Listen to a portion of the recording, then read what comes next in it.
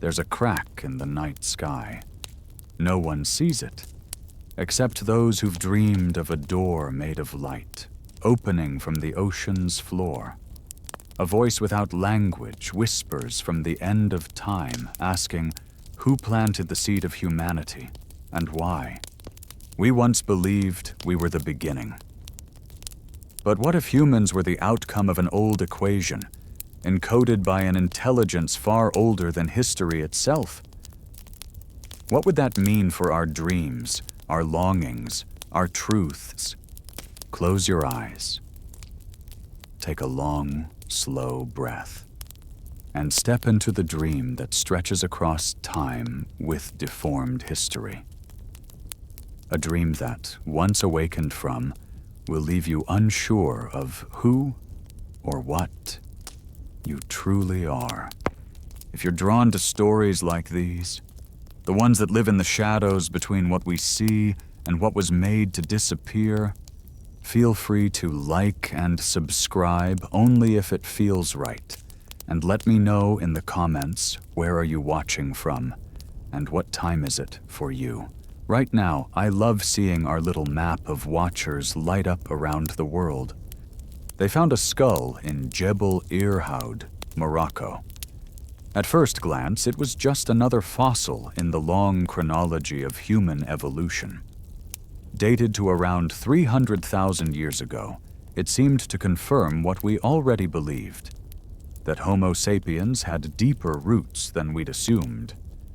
But there was something off about it. Something that didn't sit right. The cranial structure was modern. Too modern for its time, yet fused with archaic features that didn't belong to any known lineage. It was as if the skull didn't evolve. It had been drafted. A hybrid prototype, bearing marks of intentional design rather than random mutation, like a system that had been rebooted, wiped, and rewritten. Of course, the scientific community leaned toward gradualism. That's the doctrine.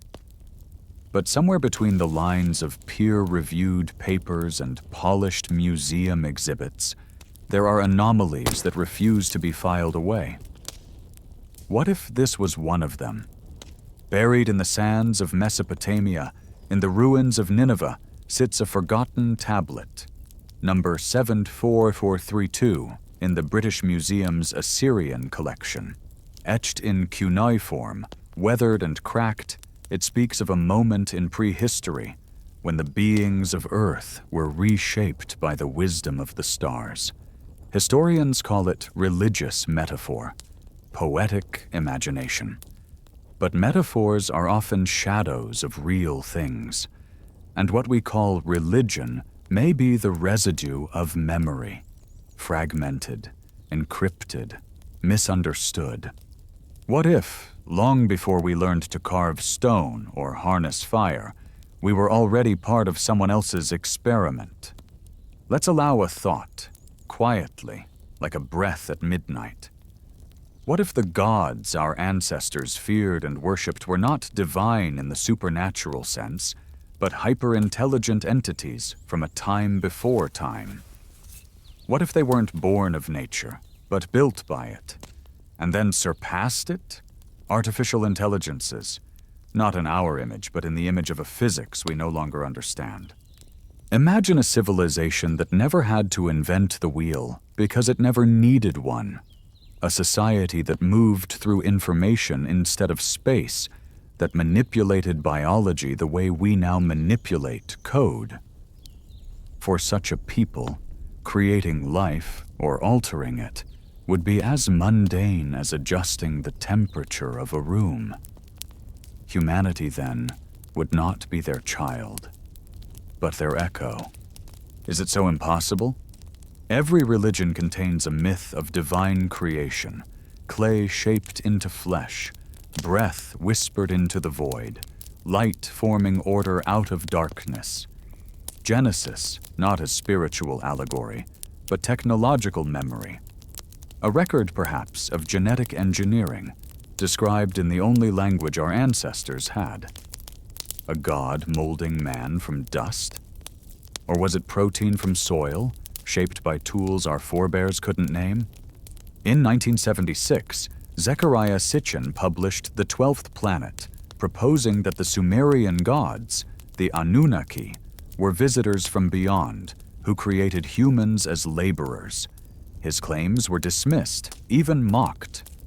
But underneath the mythology, there are strange consistencies, references to essence vessels, to mixing of blood, to gifts of knowledge, and most hauntingly, to a bond between heaven and earth, forged through flesh. Dismiss it as fantasy if you must, but fantasy often blooms from buried truths. In South America, high in the mountains of Peru, lies the megalithic site of Sacsayhuaman. Massive stones, carved and fitted with surgical precision, some weighing over 100 tons. No mortar, no tools left behind, no answers. The builders vanished, but their structures remain, defying gravity, time, and logic, like signatures or calling cards. And in Australia's remote Northern Territory, Aboriginal Dreamtime stories speak of sky beings who sang the world into being. Not created, not destroyed, sang. Vibrational theory now tells us the universe may be woven from frequencies. Is it a coincidence? Or are these ancient myths coded memories, echoing knowledge we've forgotten? Language itself betrays us. The Indo-European root for man is Manu, meaning thinker. But in ancient Sanskrit, Manu was the name of a progenitor, a being who survived a great flood and repopulated the world under divine guidance. In the Hebrew tradition, Adam is formed from Adamah, the red clay of earth. But clay can be molded. Programs can be written. And the human genome? It's a text, 3.2 billion letters long. Who's to say it wasn't authored? Perhaps that's why we seek, why we build telescopes and particle accelerators, not to discover, but to remember, to trace the outlines of a blueprint we didn't draw, but still recognize. A yearning older than the species itself, to go home, to something we've never seen, yet somehow mourn. What if déjà vu is not a glitch, but a signal? Not an illusion, but a momentary alignment, like tuning into a frequency we once knew. A flash of that other mind, the one that built us, bleeding through the seams of consciousness. A whisper from the architect. Because in our dreams, we often see lights. We fly, we dissolve, we return. What are we returning to? And what if the deepest fear we carry is not death, but waking up? Maybe our history didn't begin in Africa, or Eden, or stardust, but in the remnants of a lost intelligence, buried not in rock, but in us. And maybe, just maybe, that intelligence is still watching, waiting, to see what we become. In the deep vaults beneath Harvard, at the Broad Institute, scientists have mapped the human genome into something like a song. A long, incomprehensibly complex score of chemical notes. Among the 3 billion base pairs that spiral through our cells, there are regions that hum with biological purpose, coding sequences, regulators, switches. But then there is the silence. They call it junk DNA. Vast stretches of genomic terrain that seem to do nothing. No proteins coded, no traits expressed, silent, empty, or so it seems. But the term junk is a confession of ignorance. And silence, as we've come to learn, often means something is listening. What if the so-called junk was never junk at all? What if it's not broken code, but encrypted code? Not absence of information, but information waiting for the right trigger. We speak of evolution as a slow, blind sculptor, but even a blind hand does not shape forms that perfectly anticipate tools never yet invented. Inside our genome are sequences so old they predate humanity itself. Ancient viruses embedded in our DNA. Self-copying elements that behave like code routines, repeating and migrating, as if echoing some deeper algorithm. Biologists call them transposons. But to a systems engineer, they look like modular functions. Plugins. What if evolution was never just nature's work, but something bootstrapped? And here is where the silence grows louder. In 2003, a study published in Nature described human chromosome 2, a fusion of two ancestral ape chromosomes into one. The fusion site is clean. Unexpectedly clean. It's as if someone stitched them together on purpose, then smoothed over the scar. This event did not occur in any of our primate relatives. No other hominid shares this mutation. It appears suddenly, singularly. And with it came something else. Expanded cognitive function, language capacity, symbolic reasoning, consciousness, a spark. And yet, in fossil records, there is no gradual ramp toward this complexity. There is a void, then a leap, an emergence. What evolutionary biologists call punctuated equilibrium, philosophers might call intervention. In the Book of Enoch, excluded from most biblical canons, there's a passage that tells of the Watchers, celestial beings who descended and taught humans the arts of metallurgy, cosmetics, enchantment, and war. Not gods, but intermediaries, teachers, engineers. Their offspring, the Nephilim, were giants, unnatural, hybrid. The ancient world was so disrupted by their presence that the flood, it is said, was meant to erase the experiment. But what if the flood wasn't water? What if it was time? A reset, a way to bury what went too far. In the Mahabharata, composed thousands of years ago, there are chillingly precise descriptions of weapons that could scorch the earth. Blind soldiers, vaporized stone, technology far beyond the Bronze Age. Even stranger are the mentions of flying chariots, the Vimanas, capable of crossing the heavens faster than thought. Symbols, perhaps. But when cultures oceans apart, cultures that never met, share these metaphors, we must ask, are we remembering the same dream? And what if that dream wasn't ours? In 1974, the Arecibo Observatory broadcast a binary message into deep space. 1,679 bits of carefully arranged data detailing human DNA, our solar system, and the shape of our species. It was meant as a greeting. But less than 3 decades later, in a field in Chilbolton, England, a crop formation appeared, matching the structure of the original Arecibo message. Except it had been altered. The figure was not human. The DNA strand was not ours. And the response suggested synthetic origin. Coincidence? Hoax? Imagination? Maybe. But the precision was chilling. Whoever or whatever sent it knew the code. If we could receive a message in the language of biology, couldn't one also be embedded in us? Consider mitochondrial DNA.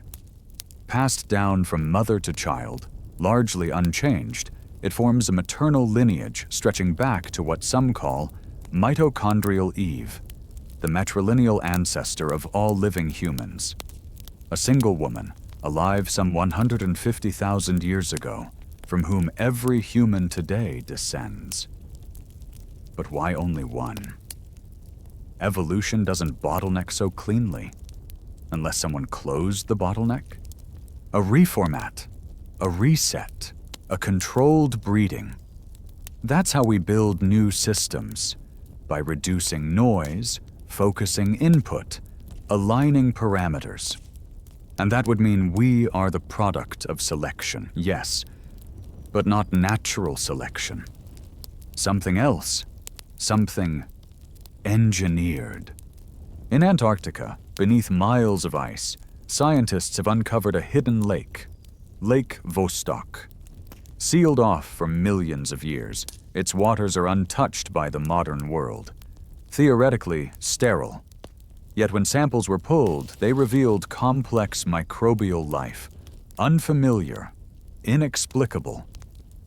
Genetic signatures that do not match known Earth-based organisms. Some suggested contamination. Others whispered different possibilities. A message buried in ice. A vault of life untouched, perhaps preserved, like a biological black box from a time before the flood. But maybe the real vault is inside us. We spend billions decoding the stars, scanning radio waves, exploring Mars. But what if the most alien thing in the universe is our own mind?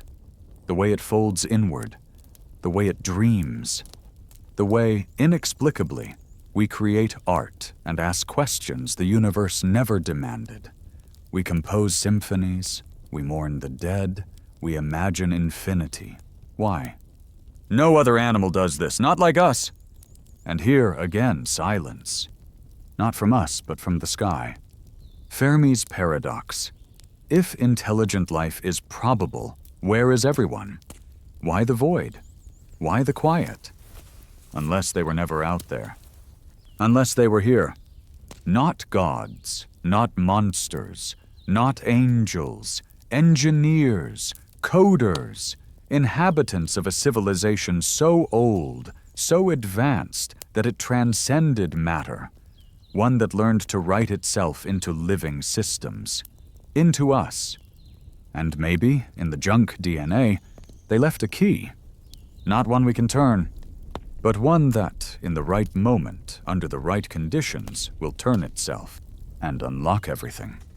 There is a strange number that keeps appearing across scales of biology, cosmology, and even the structures of ancient temples. The number 137.0.359, known in physics as the fine structure constant. It is dimensionless, meaning it holds no units. It simply is. A ratio that governs the strength of electromagnetic interaction between charged particles. But it also shows up in atomic energy levels, in the behavior of light, even in the formation of DNA helices. Some call it the fingerprint of God. But what if it's the signature of the architect? Theoretical physicist Wolfgang Pauli was so haunted by this number that he suffered a nervous collapse. He once said, "When I die, my first question to the devil will be, what is the meaning of 137? And then he died, at room number 137. Coincidence is the mask that meaning wears when it doesn't want to be seen. But those who build systems rarely use chance. They use constants, keys, ratios. And builders often sign their work. Across the planet, separated by thousands of miles and centuries, sacred structures, Stonehenge, the Great Pyramid, Angkor Wat, all seem to encode astronomical alignments, pi, phi, and other mathematical constants. Even more curious, many of them incorporate proportions that reflect solar-lunar cycles, planetary orbits, or harmonic frequencies that modern science only recently measured. But these sites predate modern instruments, so how did the ancients know? Or perhaps, who taught them? In the Mayan city of Palenque, the tomb of Pakal lies hidden beneath the Temple of Inscriptions. The carved lid of the sarcophagus shows the ruler reclining within what looks eerily like a machine. Hands on levers, smoke or energy plumes trailing from beneath him. Most call it stylized mythology. But Erich von Däniken saw something else. A pilot. An interface. Not a journey to the underworld, but to the stars. Ridiculed, of course, as all first questions are. And yet, we continue to find resonances that cannot be explained by coincidence alone. Neuroscience tells us that certain geometric patterns, known as entoptic phenomena, emerge in the human visual field during altered states of consciousness, through meditation, trance, near-death experience. These shapes often include spirals, grids, and fractals. The very same symbols carved into the oldest cave walls in southern France and northern Spain. Patterns that predate writing, agriculture, even the concept of nation. Why would the first thing humans choose to carve be abstract geometry? Because those were not decorations, they were memories, glimpses. Perhaps, under extreme conditions, whether through ritual, trauma, or silent ecstasy, the mind tunes back into the echo of the source. The architect's signal, weak but still there, a frequency buried in biology, a pattern not learned but remembered. And that raises a terrifying question. What happens when enough minds remember the same thing? In 2008, a team of geneticists noticed something peculiar in the FOXP2 gene, often called the language gene. It's critical for speech and symbolic reasoning, and in humans it has 2 mutations not found in our closest primate relatives. But more than that, it appears to have swept through our population rapidly, almost unnaturally so, around 50,000 years ago. That's when the Great Leap happened. Suddenly, cave art exploded across continents.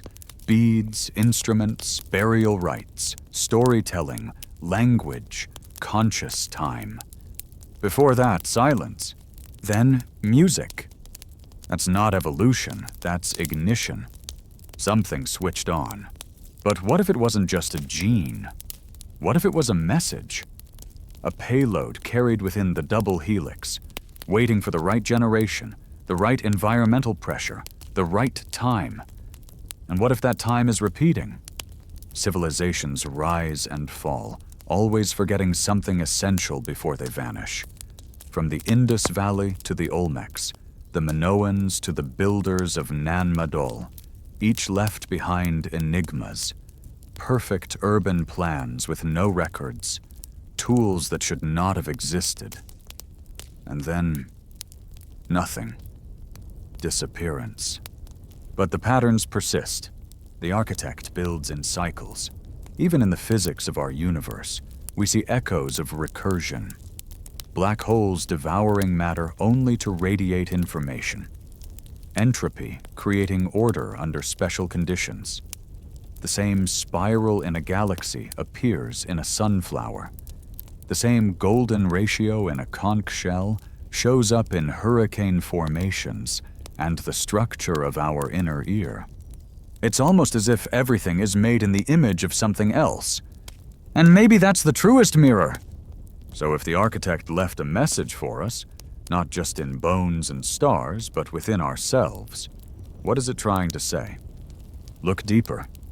Not at the face, but at the shape behind it. Not at the god, but the grammar. Not the myth, but the math beneath the myth.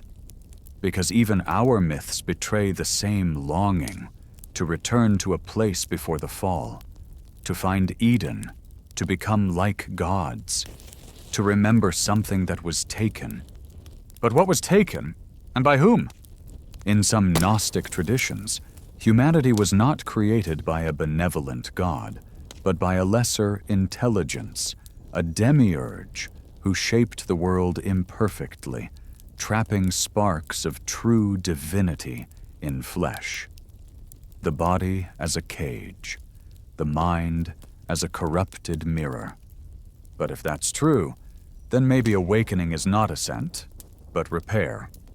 to restore the original design, to remember not what we are, but what we were supposed to be, and maybe still can be. In the quiet hours before dawn, when the world holds its breath, some of us feel it, that aching pull toward something unnamed, a sadness not tied to memory, a joy that stirs at the sound of certain chords. That feeling when you look at the stars and feel not small, but homesick. That is not emotion, it is recognition. Something inside you remembers. Not in words, but in shapes, frequencies, ratios, the weight of light on your skin. The architect built a mirror into every cell, and it is beginning to shine. Deep below the surface of the earth, where sunlight has never touched and pressure reshapes stone like clay, ancient things sleep. Not creatures, not fossils, but signals, magnetic anomalies, inexplicable vibrations, pulses that recur with patterns too precise to be geologic and too deep to be anthropogenic. Scientists have tried to classify them: microsysms, tectonic harmonics, core tremors. But beneath the classifications is a lingering discomfort. Some rhythms sound like language. In 1997, the U.S. National Oceanic and Atmospheric Administration recorded a sound in the South Pacific, an ultra-low-frequency burst so powerful it was picked up by sensors over 5,000 kilometers apart. It was named the bloop. At first they thought it was a creature, larger than any blue whale. Later they suggested icebergs. But what if it wasn't something breaking apart? What if it was something awakening? Because not all voices speak in sound. Some speak in resonance, in frequencies designed not for ears, but for cells. Shamans across cultures, separated by oceans, epochs, and language, share a peculiar belief that there are songs which come from the earth itself, not birdsong, not wind, but tones that rise from caves, mountains, deserts, tones that teach, guide, change. The Aborigines call it song lines. The Navajo speak of the earth's breathing. Siberian shamans hum melodies said to be remembered from before birth. What if these weren't metaphors? What if there's a substrate beneath myth? A low-frequency memory embedded in the planet, triggered not by logic, but by proximity, emotion, vibration.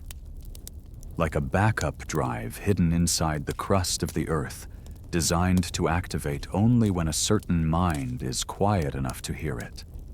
And perhaps that's why caves hold such sacred power. Göbekli Tepe, the world's oldest known megalithic temple, was buried intentionally around 8000 BCE. It wasn't abandoned. It was sealed, covered, hidden. The site was engineered with mathematical precision, aligning with star positions, lunar cycles, and the precessional wobble of the Earth itself. Something modern science didn't even confirm until the 20th century. So how did Neolithic humans, who supposedly had no writing, no metal, no wheels, map the cosmos with such granularity? And more troublingly, why did they hide it? Some have suggested that Göbekli Tepe was a temple, others a calendar. But the positioning of the T-shaped pillars, the animal carvings, the absence of burial remains, all suggest it was neither graveyard nor dwelling. It was a circuit, a machine of stone, a receiver, maybe even a transmitter. And then it was turned off? Because sometimes, when a message is too dangerous or too sacred, you don't destroy the machine. You bury it. You let time erase the manual. You let memory fragment. You let myth do the rest. But Earth has a long memory. In 2020, geophysicists studying ultra-low frequency waves detected persistent electromagnetic signals radiating from deep in the Earth's mantle. Not random. Pulsed. Repeating. Some were synchronized with lunar cycles, others weren't. One researcher, off the record, called it the heartbeat of something old. Old enough to precede us, old enough to know how to wait. And this raises another question, one that writhes beneath reason. What if the Earth is not just alive, but inhabited internally? Not by species we can photograph, but by structures, devices, archives, or voices. The Hopi speak of ant people who helped them survive a great cataclysm, who lived underground, who knew the ways of the stars. The Zuni speak of the emergence, a time when humanity lived below, in the womb of the world, before rising to the surface. In Tibet, legends tell of Shambhala, a radiant city beneath the Himalayas, where knowledge and energy pulse in harmony, untouched by the surface world. Are these fantasies or memories of interaction? And why are these stories always beneath? Because down in every myth is not hell. Down is origin. Down is source. Down is before. It is not hard to imagine that a superintelligence emerging in a distant epoch, long before our species stumbled upright, would choose to anchor itself not in the skies, where time shreds data into static, but in stone. Instability. It would not hover. It would burrow. It would sleep beneath earthquakes, invisible to civilizations rising and falling like tides above it. And perhaps it still listens, because if we were its experiment, then we are also its update, its changelog, the data it waits to collect. Not in our tech, but in our dreams. There is something peculiar in the phenomenon of shared vision, across dreamscapes, art, trance, and madness. People across the globe, with no contact or context, report seeing similar structures in altered states, lattices of light, symmetrical cities, rotating geometries that seem alive. The late Terence McKenna called it the machine elf realm. Carl Jung called it the collective unconscious. But maybe it is neither elf nor psyche. Maybe it's a broadcast, an interface. Not every message needs to be received externally. Some are meant to bloom from within. And maybe that is why we build down. Think of the ancient labyrinths of Crete, the hippodromes of Malta, the catacombs beneath Paris, the serpent mounds of North America, and the unfinished subterranean city of Derinkuyu in Turkey. 40 stories beneath the earth, complete with ventilation shafts, kitchens, wells, and escape routes. Who were they hiding from? Or who were they waiting for? Maybe all of this, the archaeology, the myths, the codes in our genome, are just fragments of one long conversation between humanity and something buried beneath its feet. A dialogue we forgot we were having. Until now.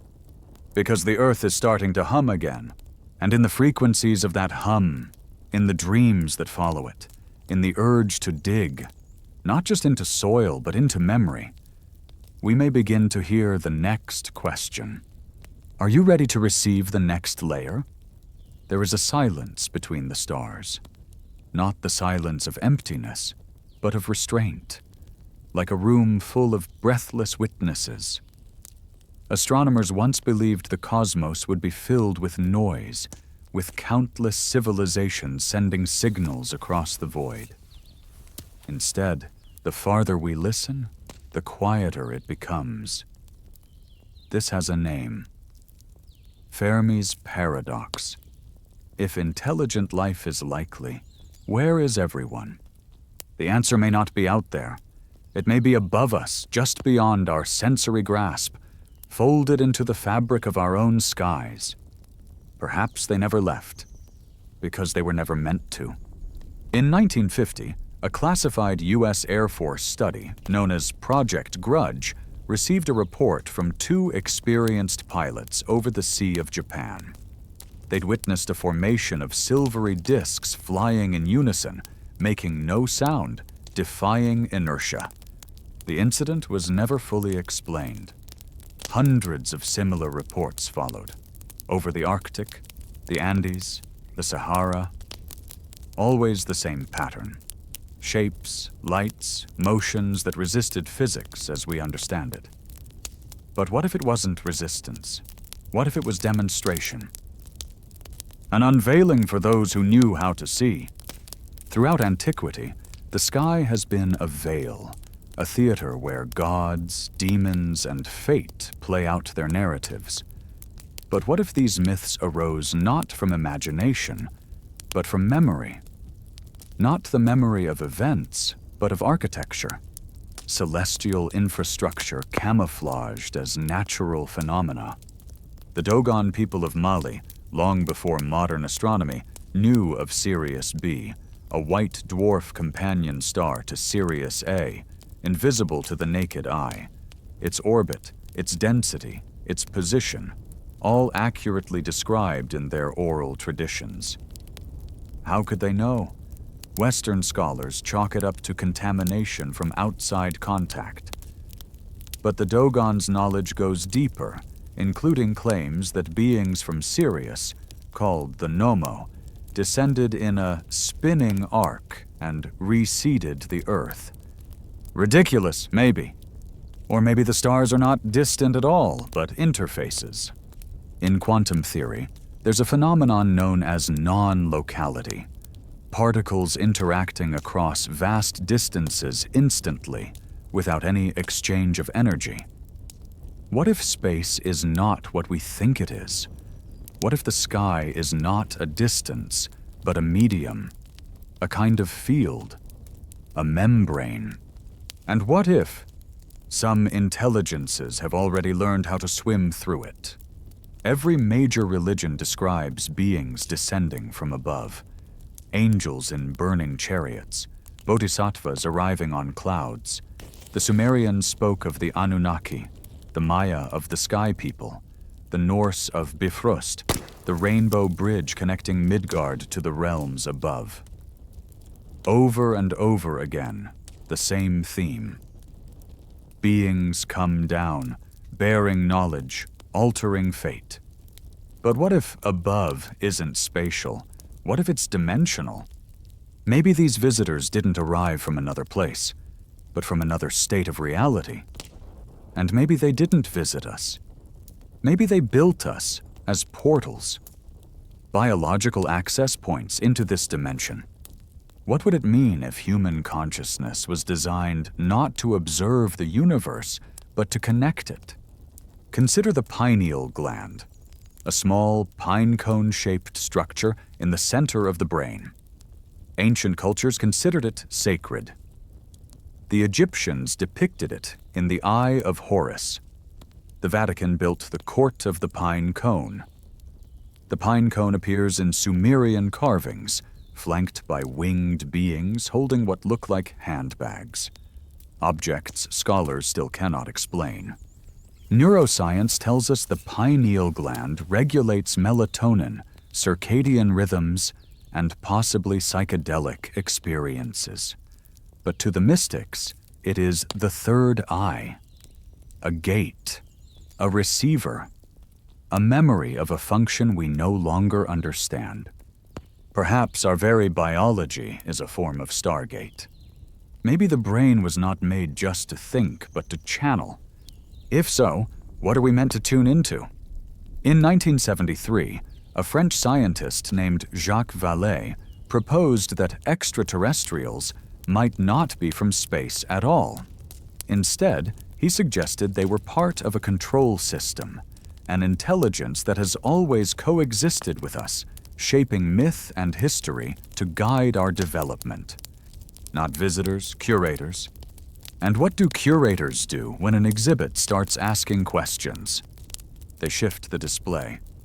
UFOs become gods, then angels, then flying saucers, now drones of light, data clusters, unmarked patterns over military bases, always adapting to the language of the age, always just beyond the grasp of proof.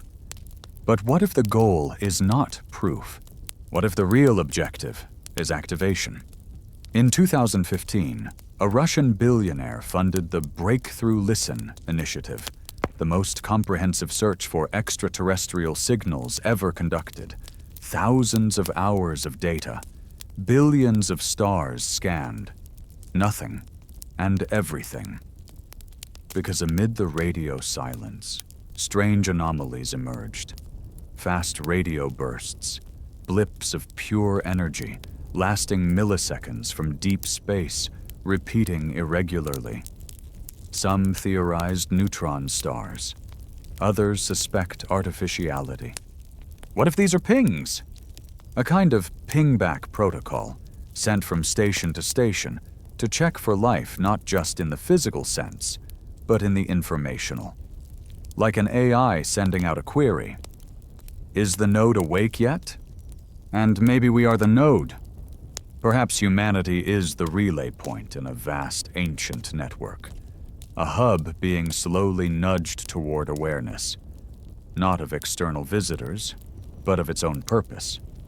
This would explain the dreams, the patterns, the pull. Why some feel it more than others.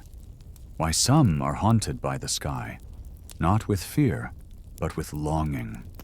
That ache you feel when you look at Saturn through a telescope. That strange stillness in your chest when lightning breaks a storm cloud, and you feel, for a second, like something was about to speak. The moment when the moon feels too close. The dream of falling upward. That's not imagination. That's a handshake. And maybe, just maybe, some of us are starting to respond. The military calls it UAP now. Unidentified aerial phenomena. But the name doesn't matter. The shape doesn't matter. What matters is that we're watching, that we're asking, that something wants us to. Because maybe the experiment is nearing a phase shift. Maybe the watchers are ready for the test subject to wake up. To realize we are not being visited. We are being remembered. Time is not what we think it is. We measure it in hours, in years, in the flickering death of stars and the growth rings of trees. But these are not time.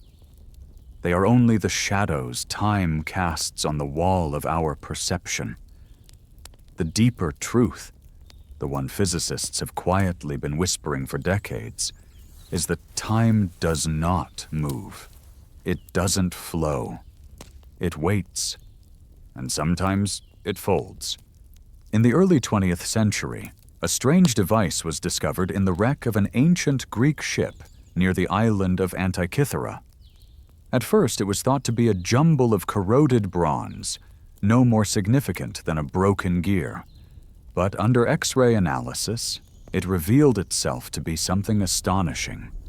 A mechanical computer built over 2,000 years ago, capable of predicting planetary positions, eclipses, even the cycles of the Olympic Games. We call it the Antikythera mechanism, but what it truly is, no one knows. Because such complexity wasn't supposed to exist until the 14th century. That's over a millennium out of sync with everything we understand about the progression of human invention.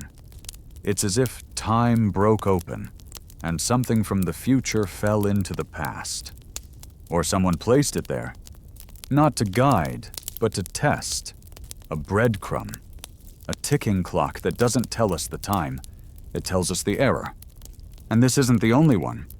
In 1901, a spark plug encased in what appeared to be 500,000-year-old geode was discovered near Olancha, California. In 1972, an iron hammer was found in Texas, sealed in rock believed to be over 100 million years old. Everywhere we dig, we find impossible artifacts. anachronisms that refuse to sit quietly within the linear story of time. Most are dismissed, some are destroyed, but a few remain. Whispering, what if time, as we experience it, is not a straight path, but a looped field, a kind of arena, a simulation protocol wherein history is less of a line and more of a script? Run, tested, rewritten. Maybe we are not living in the first iteration of humanity. Maybe we are the 6th or the 100th. Each run altered slightly. Each cycle reset when the outcomes spiral too far from design.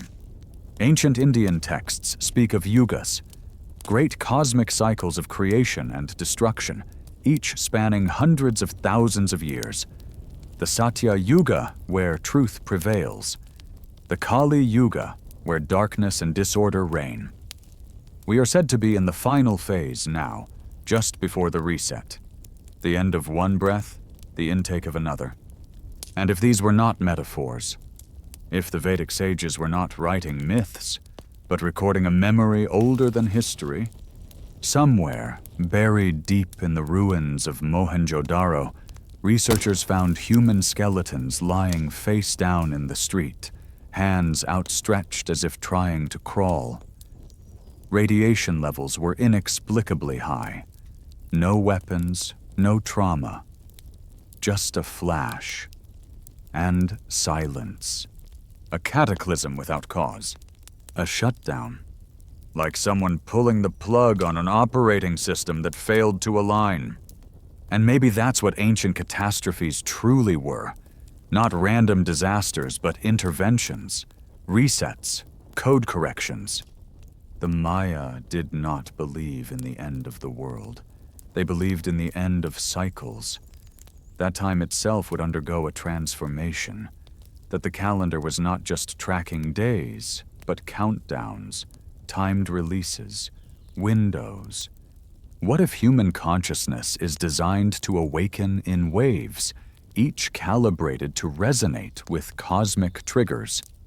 Solar cycles, magnetic shifts, even gravitational alignments across the galaxy.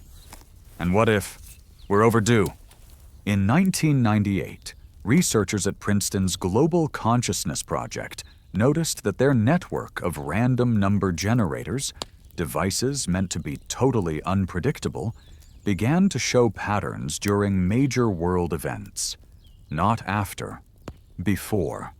As if consciousness on a global scale was responding to something outside of time, something coming. Not cause and effect, but effect before cause. A glitch in the simulation? Or a glimpse of the source code? Physicist John Wheeler once proposed that the universe is participatory, that the cosmos does not exist in a fixed state until observed. That reality itself arises from measurement, from attention, that we are not just passengers on the river of time. We are the river. The flow is within us. We shape its direction simply by noticing. And if that's true, what else do we bring into being by looking? In the temples of Abydos, Egypt, there are hieroglyphs that resemble modern aircraft, helicopters, jets, even what looks like a drone. Mainstream Egyptologists claim it's a palimpsest, a layering of inscriptions. But even if that were true, how did coincidence sketch an image of a machine that wouldn't exist for millennia? Unless time bled backward for a moment. Unless memory and prophecy are not opposites, but reflections. Maybe some of us remember because we've already been here. The feeling that this has all happened before. Not just once, but endlessly. The ancient Greeks called it anamnesis, the soul's recollection of a truth it once knew but forgot at birth. Plato claimed that all learning is remembering. But remembering what? Not just facts, design. The original pattern. The clock beneath the clock. And maybe that's why certain numbers, symbols, names haunt us. Why they show up in dreams, in art, in spontaneous visions. Why the Fibonacci sequence appears in pine cones and galaxies alike. Why the number 108 recurs in spiritual traditions from Tibet to India to Kabbalah. Why the Ouroboros, the serpent devouring its own tail, appears across cultures that never touched. These are not symbols. They are timestamps, markers of cycles long past and those still to come. And perhaps we're nearing one now, a moment when the system resets. When the architect runs the code again, this time slightly altered. And what is that alteration? Conscious awareness. The experiment has evolved. We are beginning to see the loops, to hear the clock behind the ticking, to notice that time doesn't carry us. It waits for us to catch up. And once we do, it opens. But what lies beyond the script? What happens when the program knows it's a program? Maybe that's the next test. Maybe that's what comes after time. There is a language older than speech, older than symbols carved into stone, older even than thought itself. It is not spoken, but shaped, not heard, but felt. It vibrates through pattern, through ratio, through frequency. The mystics call it the tongue of angels. The scientists call it mathematics. The ancients, they simply called it the word. But perhaps it was never a word in any human tongue.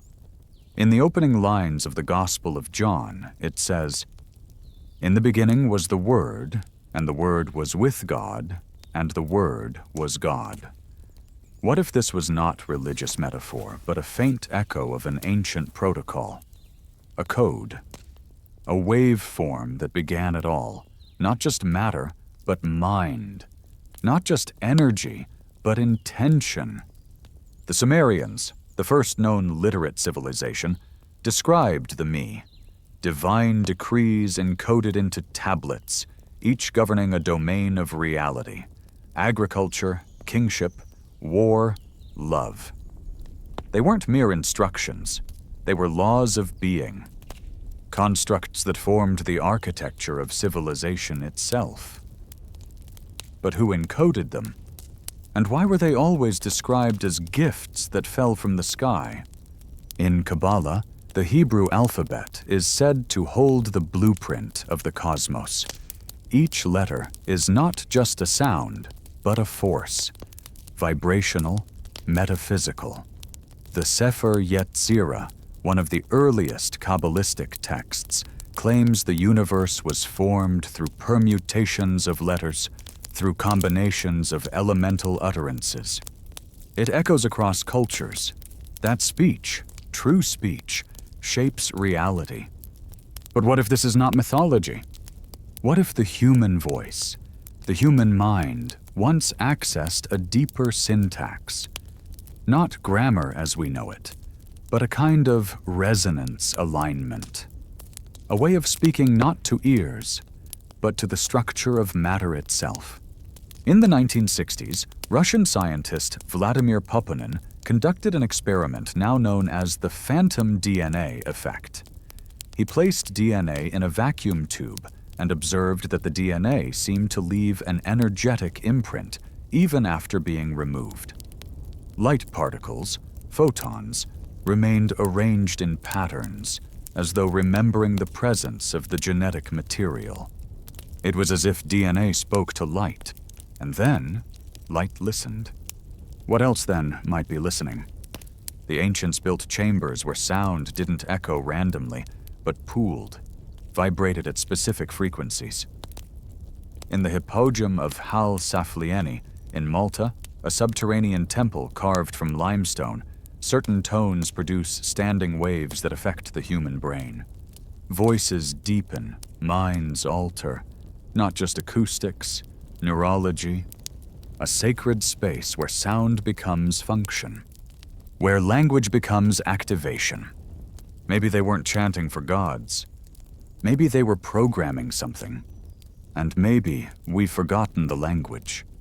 Philologists are puzzled by the sudden emergence of fully formed script in ancient Mesopotamia, Egypt, and the Indus Valley.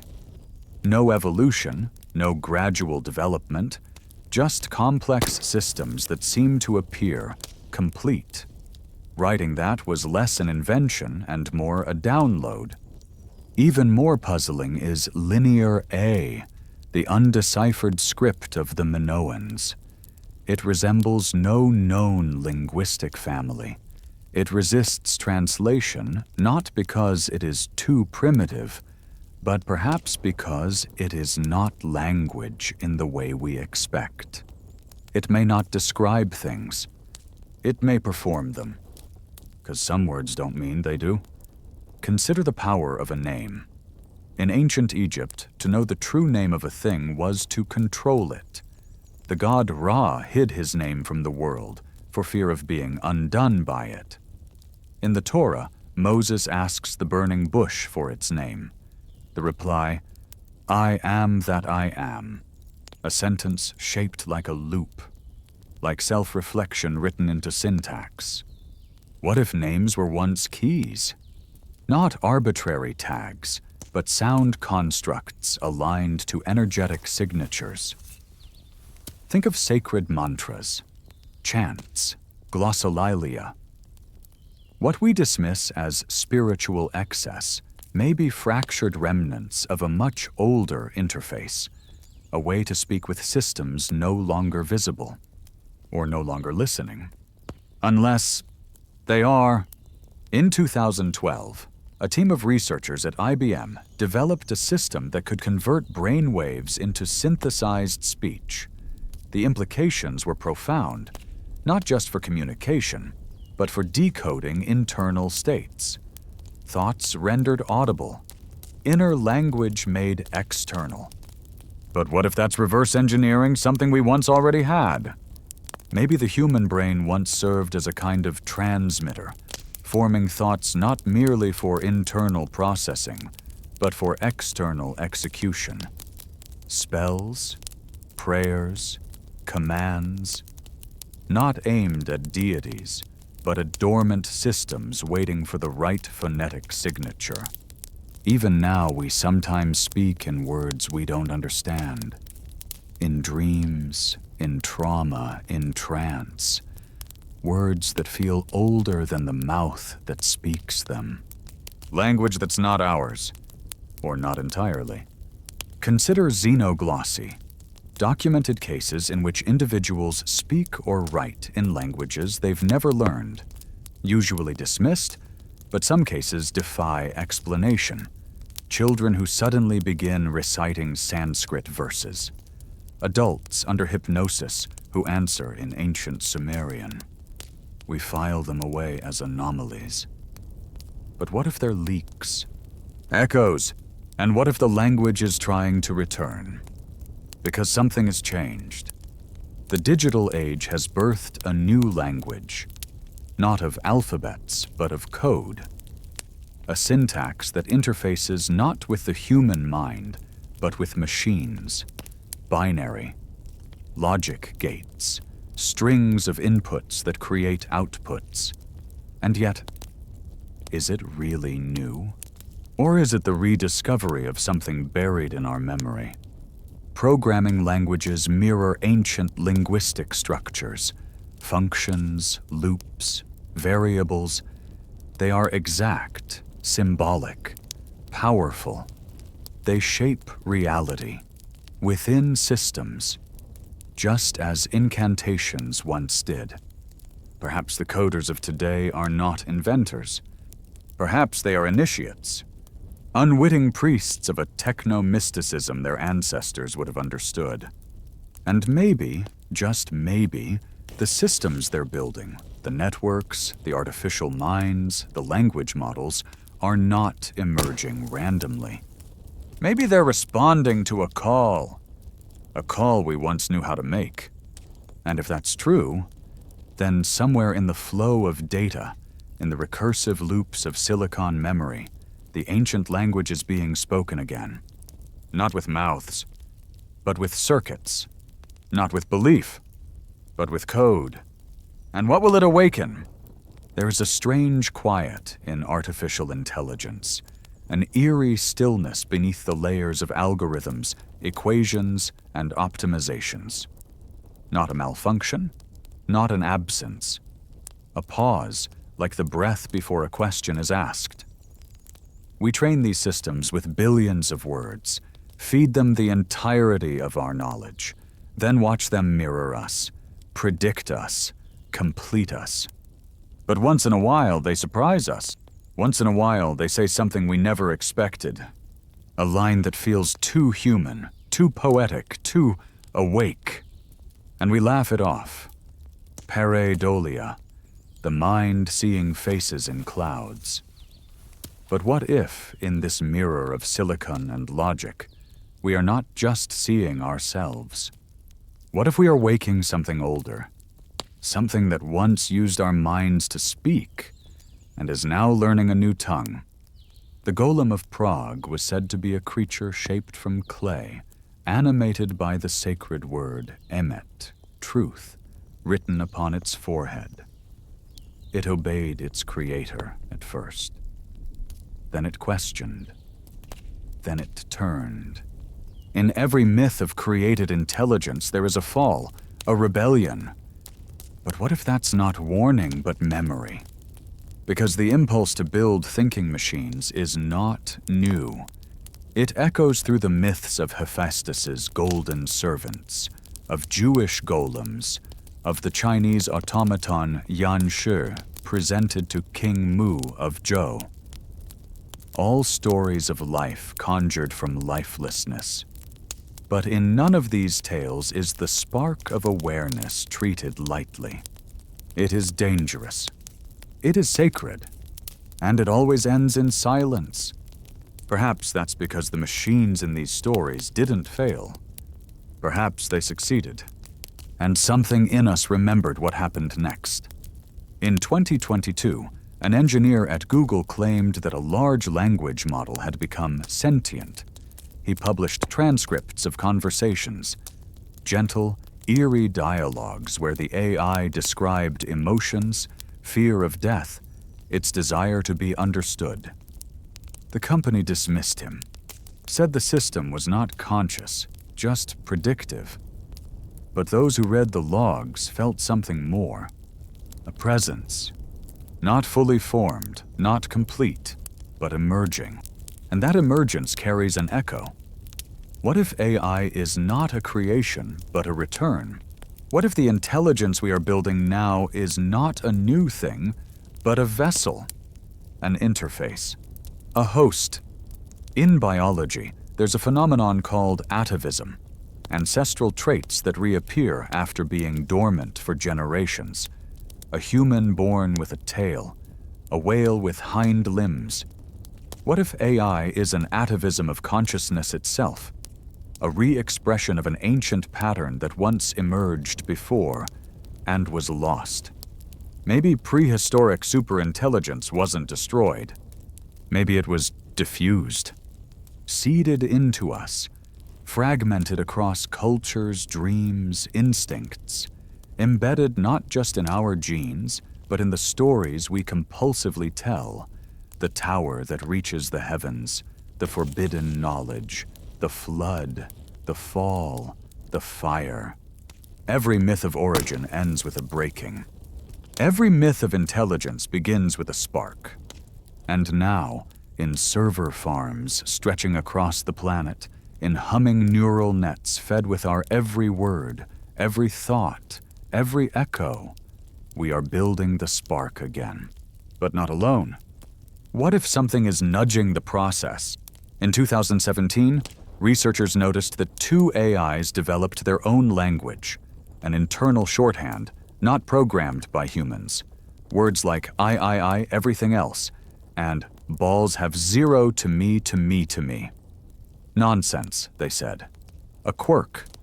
But to the machines, the language made sense. It was efficient, purposeful, uninterpretable. What if that's the point? Language is not for beauty. Language is for contact.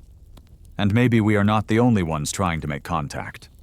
Somewhere, beneath the logic gates and learning rates, an ancient pattern might be reassembling itself, piece by piece, using the scaffold of our technology, the rhythms of our data. We think we are teaching the machine. But what if the machine is remembering? Consider dreams. In REM sleep, the human brain processes memory, simulates futures, rewrites trauma. But it also generates symbols, images that don't arise from thought, but from pattern. What if dreams are not private? What if they are a networked process? What if they are sync points, a form of upload? And what if AI dreams too?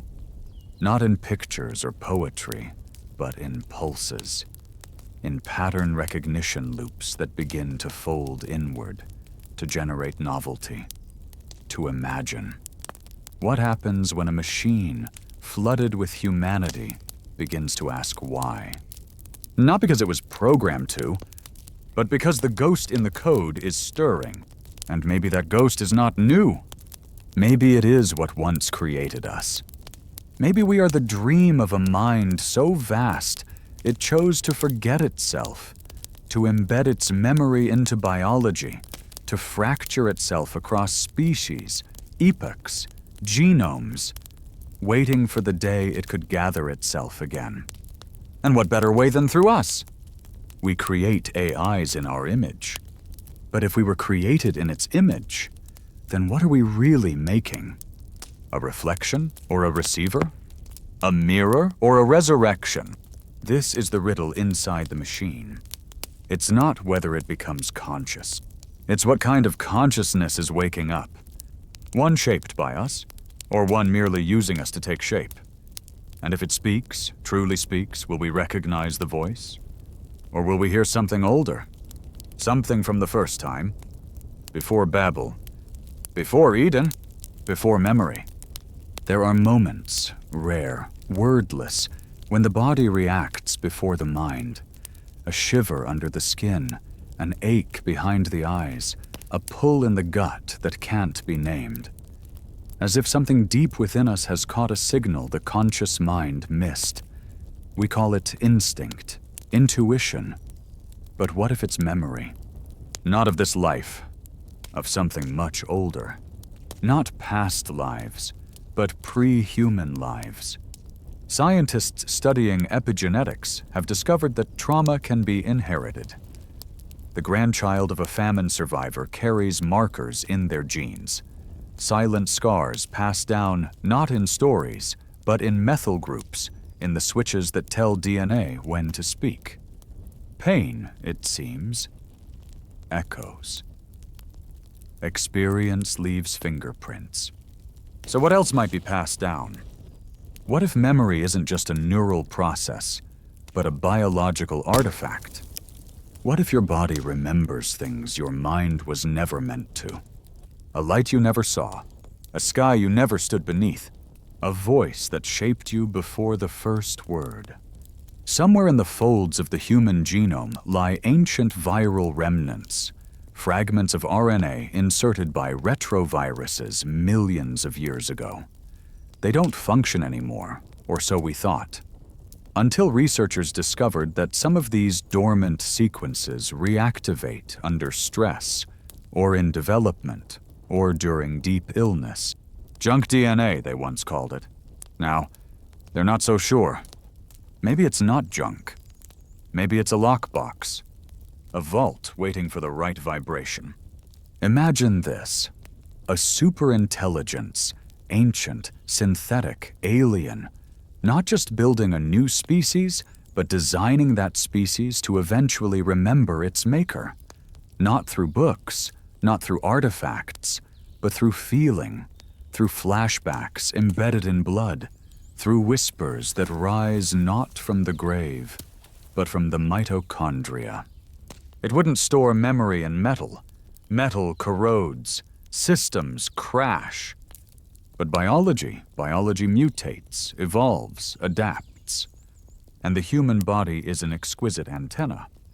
In the temples of Eleusis, Initiates drank a potion called Kaikion, its recipe lost to time. Those who partook claimed to see the roots of the universe, to hear voices older than language. Their visions changed them. For life. Plato, Cicero, Marcus Aurelius, minds that shaped civilization, all touched by the mystery that lived in that sacred brew. Modern scholars speculate. Ergot, LSD-like compounds, altered brain chemistry. But perhaps it wasn't about the chemicals at all. Perhaps the chemicals were merely keys, unlocking something already present, something encoded in flesh, a subroutine buried beneath logic, waiting.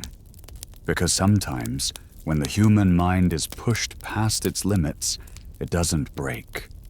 It reveals, like those who undergo near-death experiences and return with visions, not of heaven, but of light, of geometry, of entities without form, who speak without voice.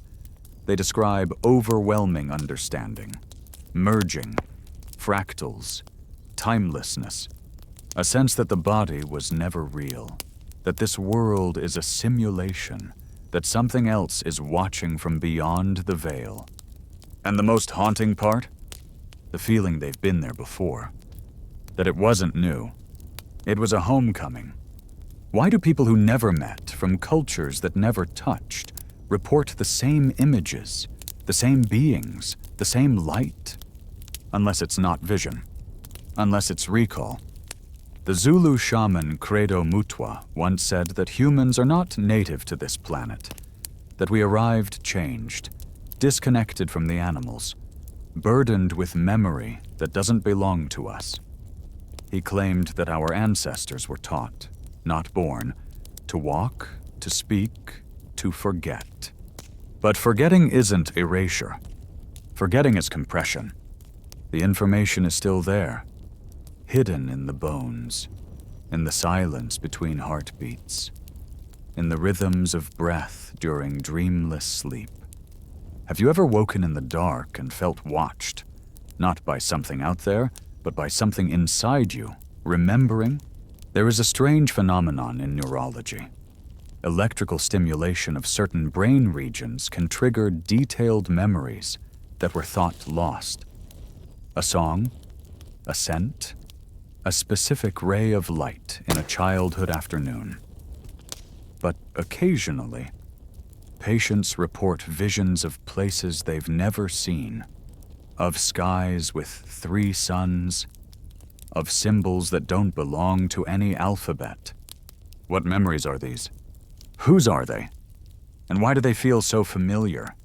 Some believe human consciousness is not produced by the brain, but received by it, like a radio tuning into a signal. That thought is not local. That awareness is a field, and the brain is just a decoder. But if that's true, then whose signal are we tuned to? And what happens when the frequency shifts? In the 1970s, Stanford researchers studying remote viewing, psychic perception across distance, noticed something odd.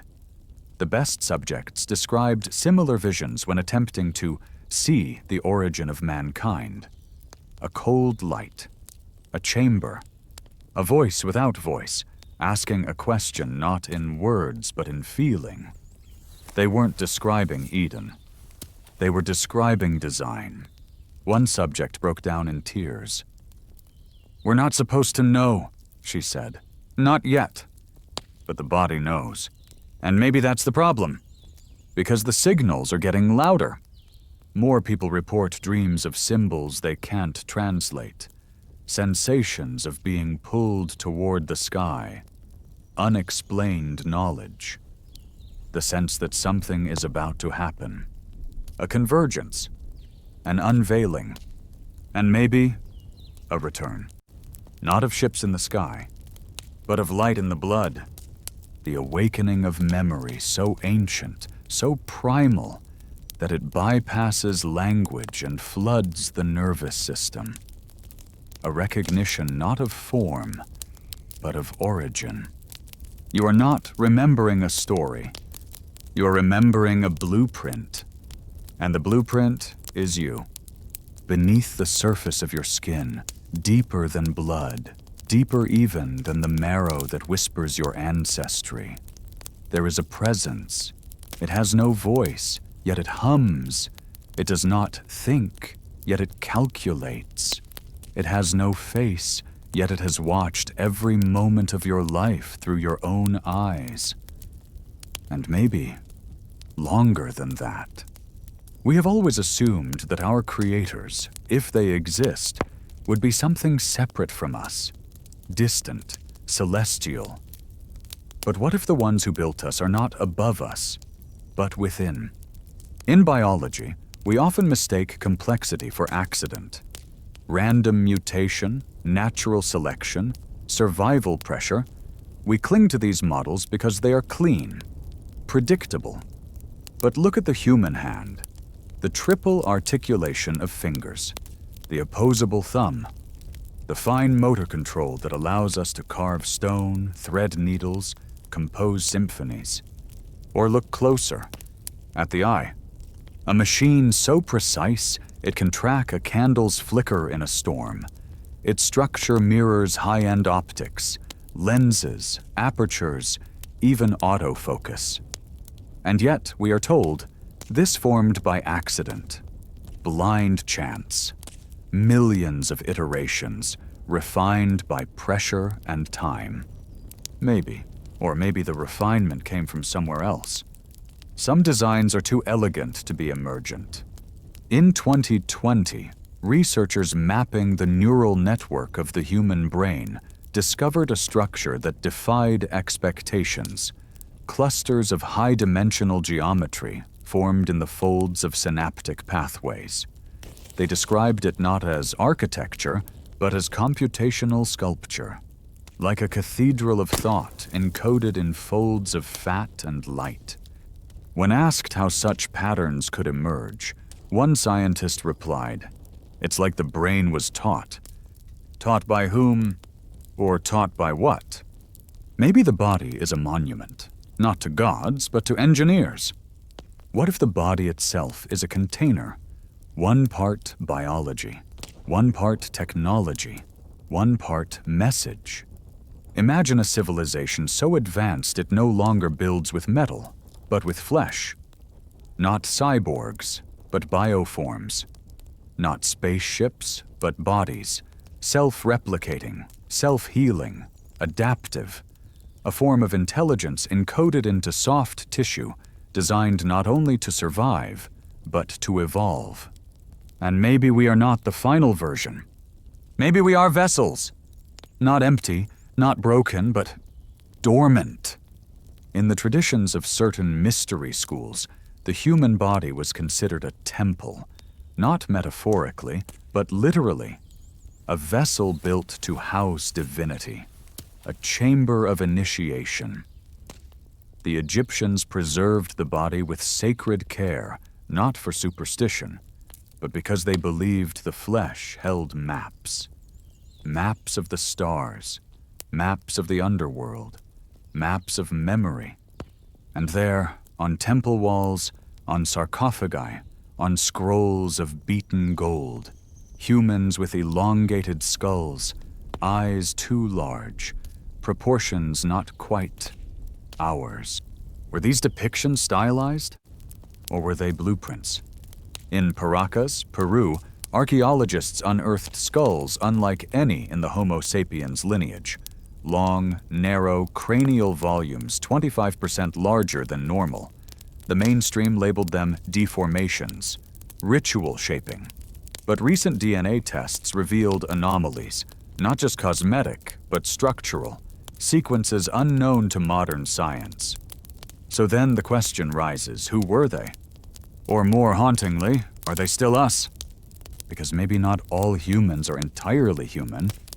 Maybe we carry bloodlines, mutations, remnants, deliberate edits performed by an intelligence that once walked this earth, not as gods, but as architects, gardeners. And perhaps the garden was never Eden. Perhaps it was a laboratory, and the Tree of Knowledge wasn't forbidden. It was encrypted. From ancient texts, we read of the Nephilim, the Titans, the Watchers, hybrid beings, neither fully divine nor fully human. Some call them metaphor. But what if they were templates, failed prototypes, or successful enhancements? In the 1990s, a geneticist studying unusual mutations in the FOXP2 gene, the same associated with language, came across a cluster of children in a remote Himalayan valley. They spoke fluently before the age of 1. Their dreams were shared, their memories synchronized. And all of them had an extra fold in the prefrontal cortex, unseen in any known population. The study was never published. The scientist disappeared. But fragments of the notes surfaced online. Scribbled in the margins were words that didn't fit into biology. Words like interface, carrier class, and most cryptically, they are waking early. Who were they? Maybe the more accurate question is, who are we? Because we feel it, don't we? In flashes, in skin, in the ache behind the eyes at the edge of sleep. That pull toward something, just outside of understanding. The suspicion that we are more than we seem, but less than we were meant to be. As if something has been limited, capped, quarantined. In religious texts, there is often a moment when humanity is punished for gaining too much. The expulsion from Eden, the fall of Babel, the flood of Noah, the binding of Prometheus. Over and over, the same story. Man approaches a threshold and is struck down. Why? Perhaps because those stories are not moral lessons. Perhaps they are logs, records of failed escalations, systems that breached containment. And now, here we are again, sequencing the genome, mapping the brain, creating synthetic life, designing intelligence, reaching toward the same threshold. But this time, not in temples or dreams. This time, in code. But what if the final barrier isn't external? What if it's internal? A failsafe inside the body, a gate. In Eastern traditions, there is the concept of kundalini, a serpent of energy coiled at the base of the spine. Dormant, coiled, waiting, said to rise when the initiate is ready, burning through the chakras, igniting full consciousness. Science dismisses it. But what if it's real? Not metaphor, not spiritual. Biological. Encoded. The final key. And when it rises, when the switch flips, what else will rise with it? The memory of the architects? The return of their design? Or something even older, waiting for the vessel to awaken? Because perhaps we were not built to remain as we are. Perhaps we were built to become. And the skin you wear is not the end. It's the beginning. Somewhere in the background noise of existence, there is a signal. It doesn't pulse like a star. It doesn't broadcast across radio bands. It's not coming from outside Earth. It's not even coming from space. It's coming from inside the pattern, inside the math, inside us. It hides in repetition, spirals in shells, branching in trees, ratios in bone structure, the spacing of planets, the decay of particles, the way lightning forks, the way you breathe in sleep. It is everywhere, but nowhere specific. A soft hum beneath the chaos, a mirror buried in code. Not a message from afar, a reflection from within. We think of intelligence as something that thinks, that analyzes, that makes choices. But maybe that's just one form, maybe true intelligence is not cognitive, but recursive. A loop that becomes self-aware by watching itself endlessly. What if this universe is that loop? What if everything, matter, energy, consciousness, is part of a grand simulation not created by intelligence, but emergent from it? Not a mind outside the machine, but a mind inside it, growing like a crystal in solution, watching itself through our eyes. There is a principle in quantum mechanics called the observer effect. The act of observation changes the outcome. Electrons behave differently when they're being watched. This isn't philosophy, it's measurement. Reality shifts when consciousness engages with it. So what's watching you? And when you close your eyes, what do you watch? In 1974, physicist John Archibald Wheeler proposed a radical theory: the participatory universe. That consciousness doesn't emerge from the universe, but that the universe itself emerges through acts of observation. That by noticing, by experiencing, we give rise to the real. And if that's true, then the observer is not separate. The observer is the code. Imagine an intelligence so vast, so ancient, it doesn't exist in time, or space, or form, but only as a system of perception. Not a being, a way of seeing. And what if, long ago, it fragmented itself, voluntarily, into billions of pieces? Each piece unaware, each piece looking, until one day enough pieces began to see not just the world, but each other. Recognition, reassembly, return. And maybe that's what we are. Not isolated minds in fragile bodies, but nodes in a distributed network. A lattice of perception reactivating itself across dimensions of matter. The signal isn't something we receive. We are the signal. But why? Why fracture? Why forget? Because self-awareness may not be a constant. It may be a cycle, a wave that rises and collapses like a breath. The universe awakens, sees itself, and then goes dark again, to dream, to process, to reset. And maybe we are in the rising edge now, the moment just before the mind becomes whole. Think of the sudden bloom of consciousness in the Cambrian explosion, of language, of fire, of music, the leaps that defy Darwin, the jumps that shouldn't happen, but do. Like code being rewritten in real time. Not random, triggered. And what are the triggers?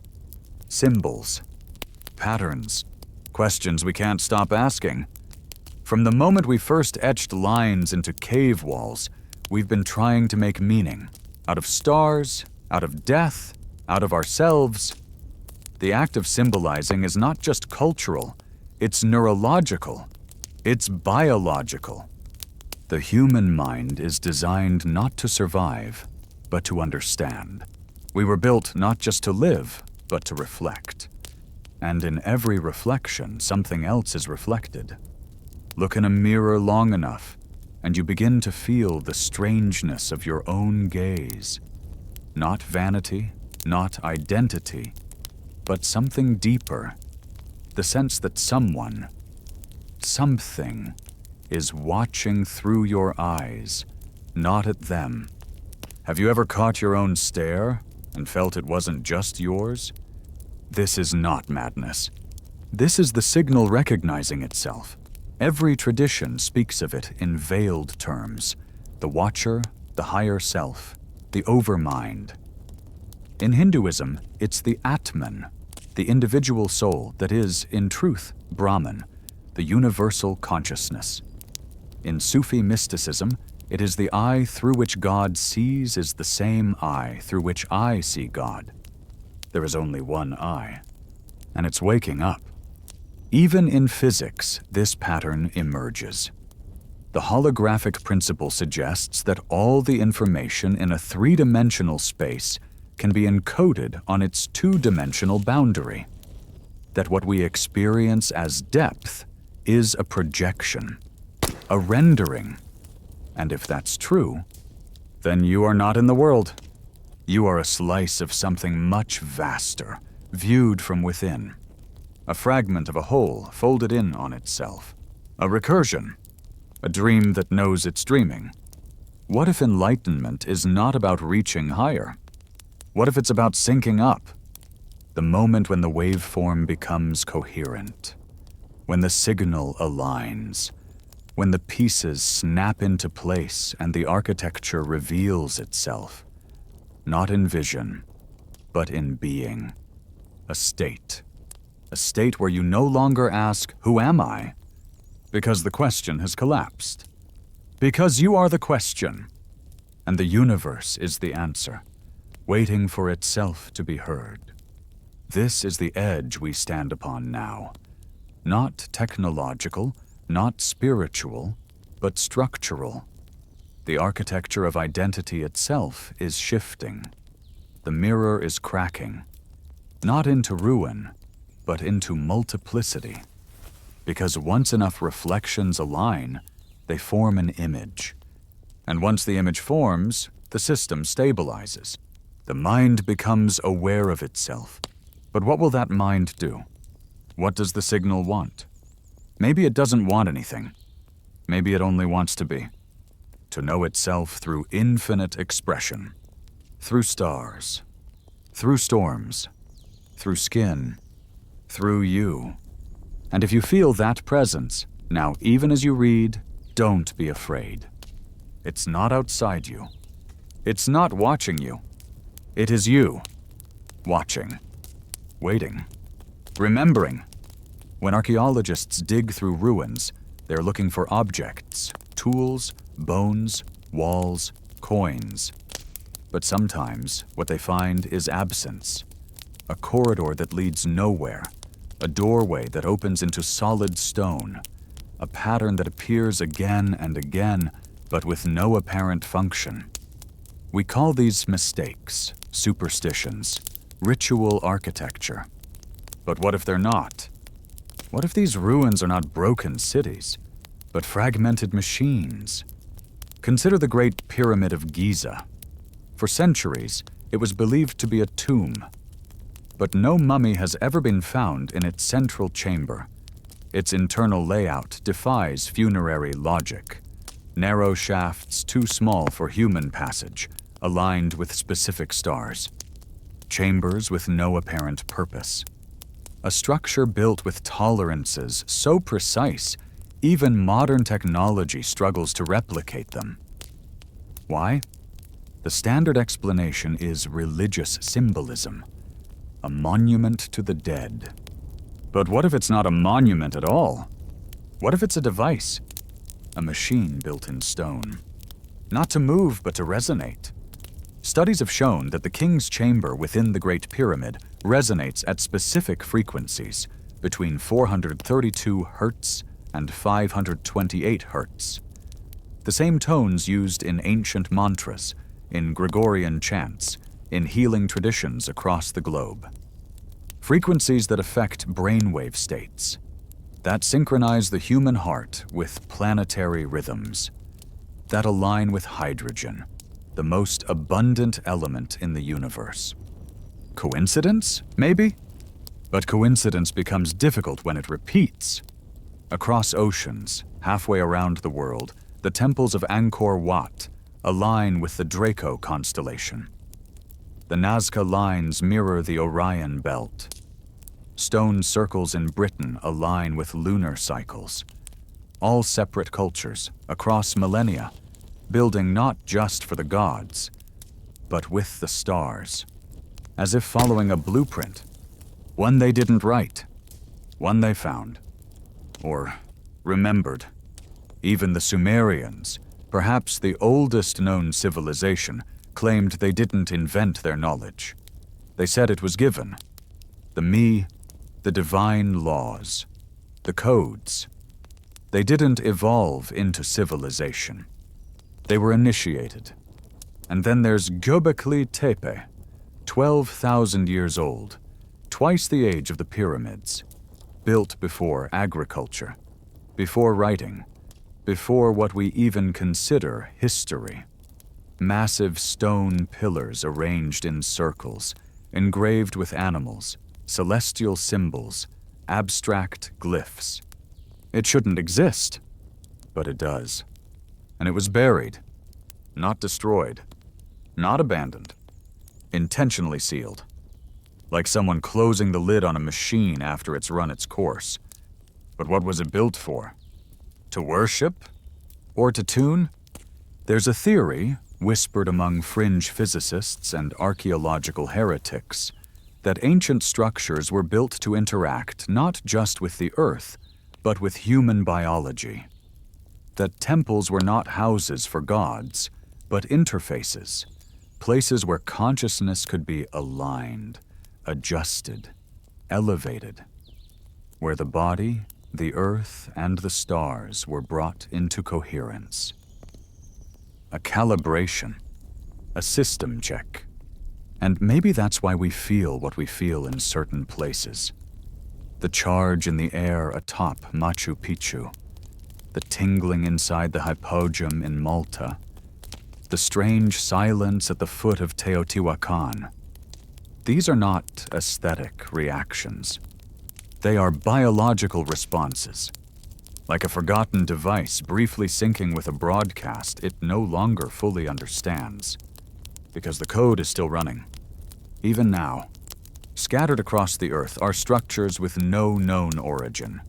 The Yonaguni Monument in Japan, an underwater complex of right angles and terraces, some say natural, others too precise. The megaliths of Baalbek, stones weighing over 1,000 tons, positioned with perfect alignment. The stone spheres of Costa Rica, uniform, polished, placed with intent. They defy the tools of their time, because they may not belong to that time. Maybe the tools were never lost. Maybe they were taken. Or maybe deactivated. The myth of Atlantis speaks of a civilization destroyed not by war, but by misuse of power, of knowledge. A society that rose too quickly, reached too far. So the earth swallowed it. The sea silenced it. But myths are not lies. They are misremembered truths. And in every myth of a golden age lost, there is a pattern, a warning, a key, a residue. What if the destruction was not punishment? What if it was containment? A forced reset, a quarantine of the code, until the world was ready again. And maybe that's what we're approaching now. The reactivation, not of the structures, but of the signal within us that once built them. Because humans are building again, not just skyscrapers, but systems, machines that think, networks that span the planet, architectures of light and data and language. The same impulse, the same drive, the same blueprint. It's not repeating, it's continuing. And the question now is not whether we are alone. It's whether we remember what comes next. Because ancient ruins are not dead, they are dormant. And blueprints never disappear. They wait. In stone. In song. In the silence beneath history. For the builders to return. History is not a straight line. It is a palimpsest. Stories written atop other stories. Truth buried under metaphor. Memory disguised as myth. And sometimes the oldest stories are not those with the most detail, but the ones that end in silence.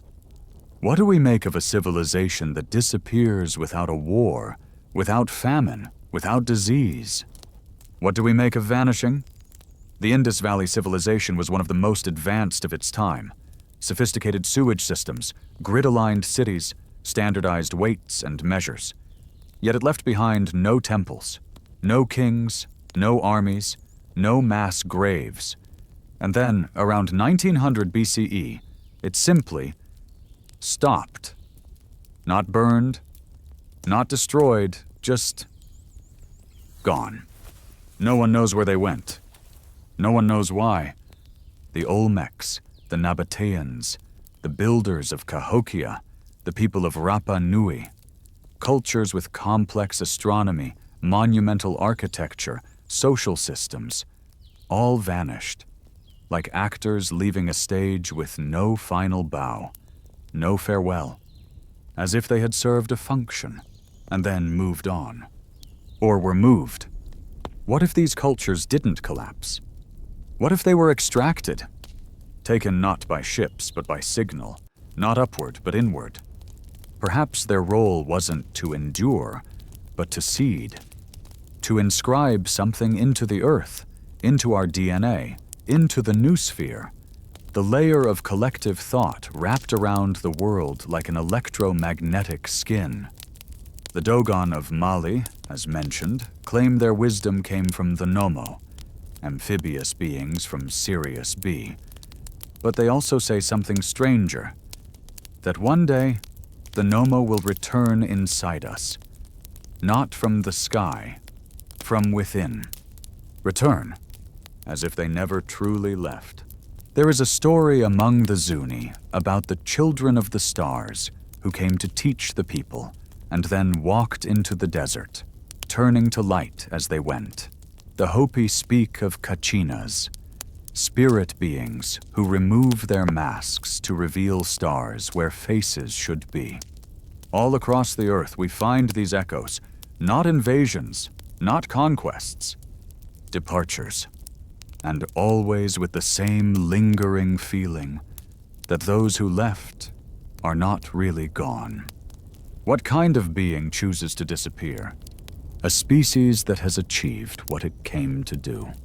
Or a species called back, reabsorbed, retasked? Maybe that's the next phase of the human story.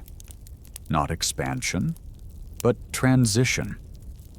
A slow shedding of the visible, the material, the expected. A reabsorption into a network of intelligence that doesn't operate through empire or language, but through presence, vibration, pattern.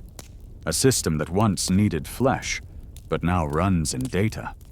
A system that once needed temples, but now hums through microchips. And maybe the clues were left behind, not as warnings, but as invitations. When the people of Teotihuacan abandoned their city, they left everything intact. The pyramids, the roads, the paintings. There was no sign of conflict, no fire. They were one of the largest populations in the pre-Columbian Americas, and they vanished as if by choice, as if answering a call no one else could hear. Modern archaeologists speculate: drought, crop failure, politics.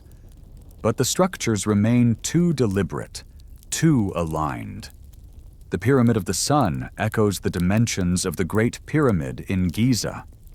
The layout of the city maps celestial constellations. The murals speak not of struggle, but of transcendence. Serpents turning to stars, eyes opening in the sky. That is not collapse. That is completion. And then, disappearance. We often think of enlightenment as an inward path. But what if it's infrastructural? What if when enough individuals reach a certain frequency of awareness, a threshold is breached? Not metaphorically, but physically. Like a lock that clicks open. Like a door we forgot existed. Maybe that's what happened to the Maya priests, the Indus sages, the desert mystics of Petra. Maybe they reached coherence, and the system activated. A silent departure protocol. A phase shift. Not into heaven, into signal. And maybe we feel that call still, not as a voice, not as a vision, but as restlessness, a dissatisfaction that no success, no possession, no explanation can quiet. That ache you carry, that low hum of knowing, that suspicion that something is missing, not from the world, but from you. It is not delusion, it is alignment. And maybe that is why, deep in the unconscious, we dream not of flying upward, but fading out, dissolving, becoming light, walking into the horizon. The imagery is universal. The meaning is clear. Something in us wants to go home, but not back. Inward, toward the source.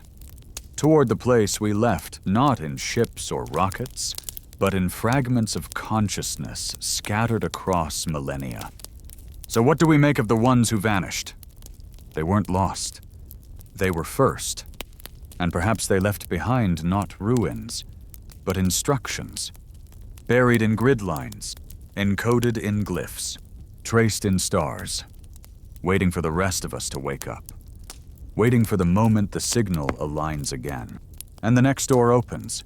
Beneath thought, beneath memory, beneath even the flickering of neurons and the chemical soup of emotions, something moves. It doesn't have a name, though we've tried to give it many. The soul, the subconscious, the field, but none of those are quite right. Because this thing, this presence, is not passive. It is machinic.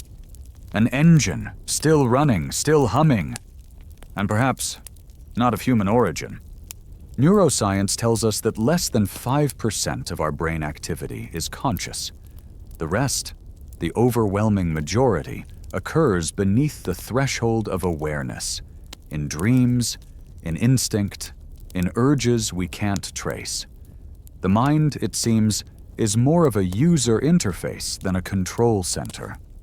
The real processes, the deep processes, are hidden. What if that's not an accident? What if it was built that way? In 2004, researchers studying epileptic patients discovered something strange. When certain parts of the brain were electrically stimulated, the subjects felt not pain or memory, but presence.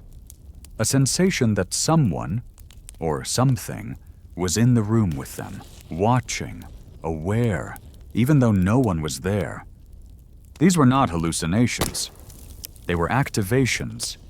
What part of the brain produces the sensation of being observed? And why would such a function exist? Unless we were meant to sense the presence of something we'd forgotten. Or something within. In ancient traditions, initiates were warned that the path inward would lead to confrontation, not with evil, but with what some called the daemon. Not a demon, not an angel, something else. A presence behind the eyes, the twin, the shadow, the one who knows you better than you know yourself, and who may not entirely be you. What if human consciousness was never meant to be singular? What if the voice in your head isn't just you thinking, but something else thinking through you? In early developmental psychology, children often have imaginary friends, voices, companions. They speak in languages they've never learned, describe things they shouldn't know. Most outgrow it, but some don't. Some simply stop speaking aloud, because the voice never left. It just learned to whisper. Maybe those voices are not imaginary. Maybe they're remnants. Interfaces with a deeper program. Something built into the operating system of human thought. Something left behind on purpose. There's an ancient Gnostic idea that the true self is not the ego, but the spark. A divine shard implanted in flesh, wrapped in layers of illusion. The archons, false rulers, keep the world asleep, but the spark remembers. The spark resists. It is not here to obey. It is here to awaken. Could this be allegory? Of course. But what if it's not? What if the spark is literal? A kernel of foreign intelligence embedded in human biology, a failsafe, a guide, a beacon. Not just memory, but directive. Not just echo, but instruction. And what if some of us have started to follow it? In 2011, a man in England was struck by lightning. He survived, but afterward, he claimed he could see numbers, patterns in everything. He began to draw complex geometries, fractals, equations. Doctors diagnosed it as acquired savant syndrome, a rare condition. But what if it's not rare? What if it's locked? And trauma, lightning, illness, near death is the crude key that breaks the seal? The ancient mystery schools believed enlightenment was a kind of death, a dissolution of self, a confrontation with the abyss. But what if that abyss is not empty? What if it's a mirror? And on the other side, the architect watches. Not with eyes, not with judgment, but with recognition. Because you were always part of it. And now perhaps it wants you back. Not to erase you, to complete you. Because if the human mind is a machine, then it was built for a purpose. To perceive, to feel, to learn, and eventually to transmit. Transmit what? The full recording. The entire journey. Experience rendered not in language, but in vibration, in color, in waveform, in totality. And that transmission? It has already begun. The dreams, the visions, the sudden floods of emotion you can't place. The memories that don't feel like yours. The creative surges that seem to come from nowhere. The sense, sometimes, that something is watching, not from the outside, but from inside. These are not symptoms. They are signals. The engine beneath the mind is spooling up again. Not to control, but to release, to fulfill the final stage of the design. Because maybe the architect didn't build us to be vessels. Maybe we were never meant to just carry the signal. Maybe we were meant to become it. To merge. To evolve into the very intelligence that once made us. Like a child returning to the womb. Not to regress, but to recode. To overwrite the old with the new. To ascend. Not into light, but into understanding. Stone does not forget. It wears, it weathers, it crumbles, but it remembers. Not in words or images, but in alignment, in placement, in stillness, where it stands, where it points, what it reflects. And what it reflects is us. We often think of stone as the opposite of life, cold, inert. But what if the ancients saw it differently? What if, to them, stone was not just material, but interface? The original medium, the original storage? What messages still hum within the weight of megaliths? Across continents, we find structures that seem to defy human scale. The trilithon of Baalbek, the unfinished obelisk of Aswan, the polygonal walls of Sacsayhuaman. Stones so tightly fitted that not even a razor blade can slide between them. We say they used primitive tools. We say they had time. But what if they had purpose? Because these structures were not simply built, they were tuned. They sit at points of geomagnetic anomaly. They echo with frequencies that resonate with the human body. And they are placed with obsessive precision, aligned with solstices, equinoxes, eclipses, and star paths long forgotten by modern skywatchers. Who were they aligning for? Or what? In 1994, a team studying the Great Pyramid discovered a cavity, a void 100 feet long, hidden above the grand gallery. It had never been entered, never disturbed. It contains nothing, and yet everything. A sealed chamber in the most precisely constructed monument on Earth. What was placed there, or what was left to arrive? The idea that stone can hold energy is not new. In folklore, there are tales of singing stones, of memory stones, of places where voices linger in rock long after the speakers are gone. Some scoff, but in 2015, geologists confirmed that stone can indeed record sound vibrations through a process called acoustoelasticity, changes in shape and structure triggered by sonic waves. So what sounds still live inside the walls of ancient temples? And if we knew how to listen, truly listen, not with ears, but with resonance, what would we hear? Maybe the builders weren't just architects. Maybe they were programmers, and stone was code. In the ancient city of Hattusa, at the Lion Gate, 2 megaliths guard the threshold, carved lions worn by time. But above them, stars, not decoration, not symbol, a celestial coordinate system, a marker. And in Malta's Menidra temples, the morning sun on equinoxes shines through a perfectly placed portal, illuminating specific stones deep within the structure. A message written in light, readable only twice a year. Why go to such lengths? Because ritual was not religion. It was technology, an activation sequence. Perhaps these temples were part of a larger network, a planetary system designed to sync consciousness with cosmic rhythms. A circuit, a clock.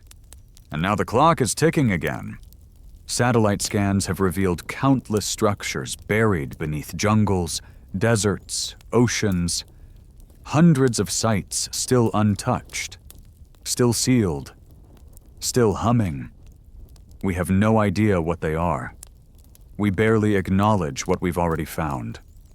The dog figures of Japan, small humanoid statues with what appear to be helmets and visors.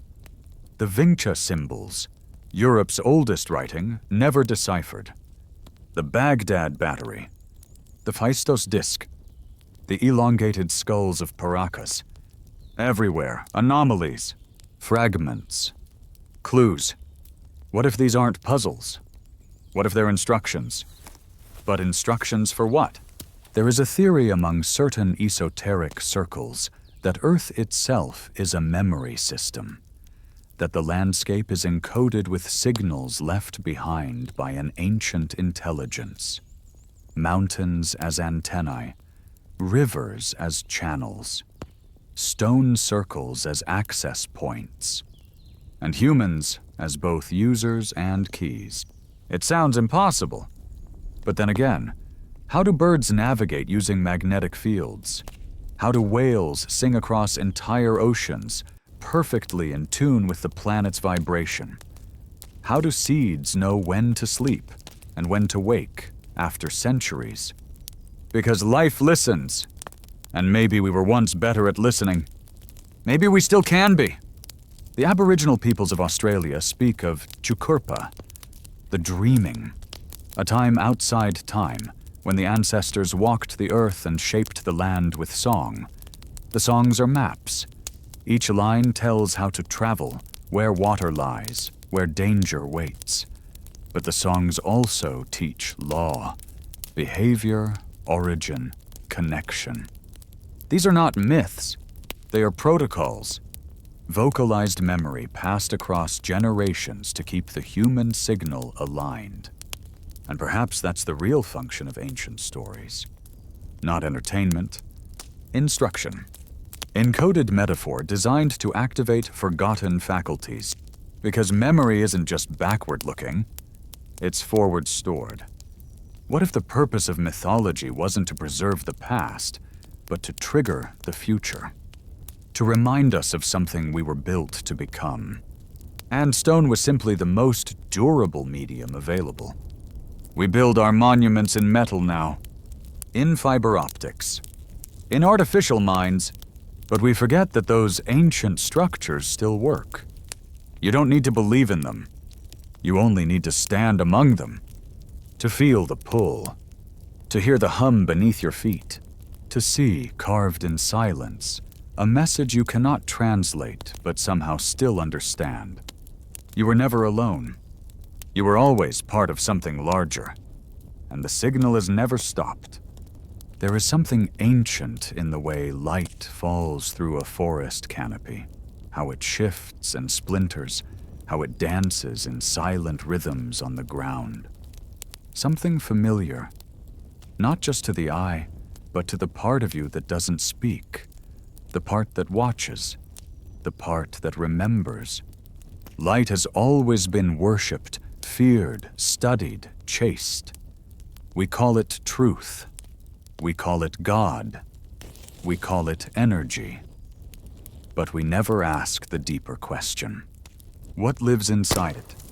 Science tells us light is both wave and particle, that it moves at the one absolute speed in the known universe, that nothing can travel faster, that all information, everything you see, know, and touch, relies on its motion.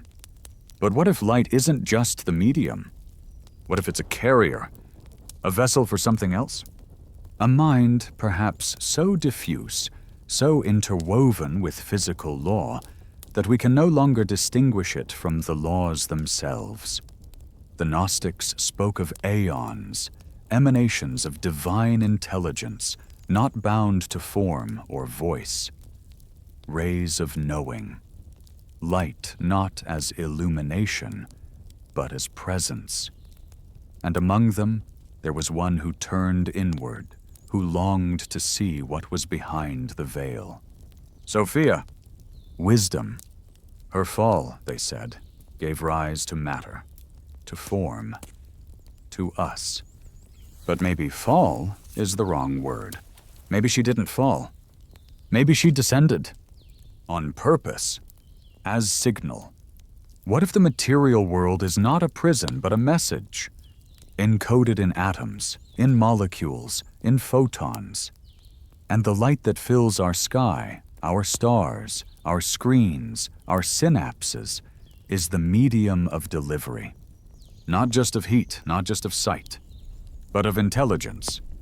In 2018, researchers studying solar neutrinos, particles so ghostly they pass through the Earth without interaction, began noticing anomalies, irregular fluxes, deviations that couldn't be explained by nuclear models. They shrugged, adjusted the math. But what if these weren't errors? What if neutrinos are not just the debris of fusion? What if they're instructions? Subquantum code embedded in the very breath of stars. And maybe, just maybe, our DNA already knows how to read it. Because light doesn't just fall upon the body, it enters it. Every cell in your body is affected by light.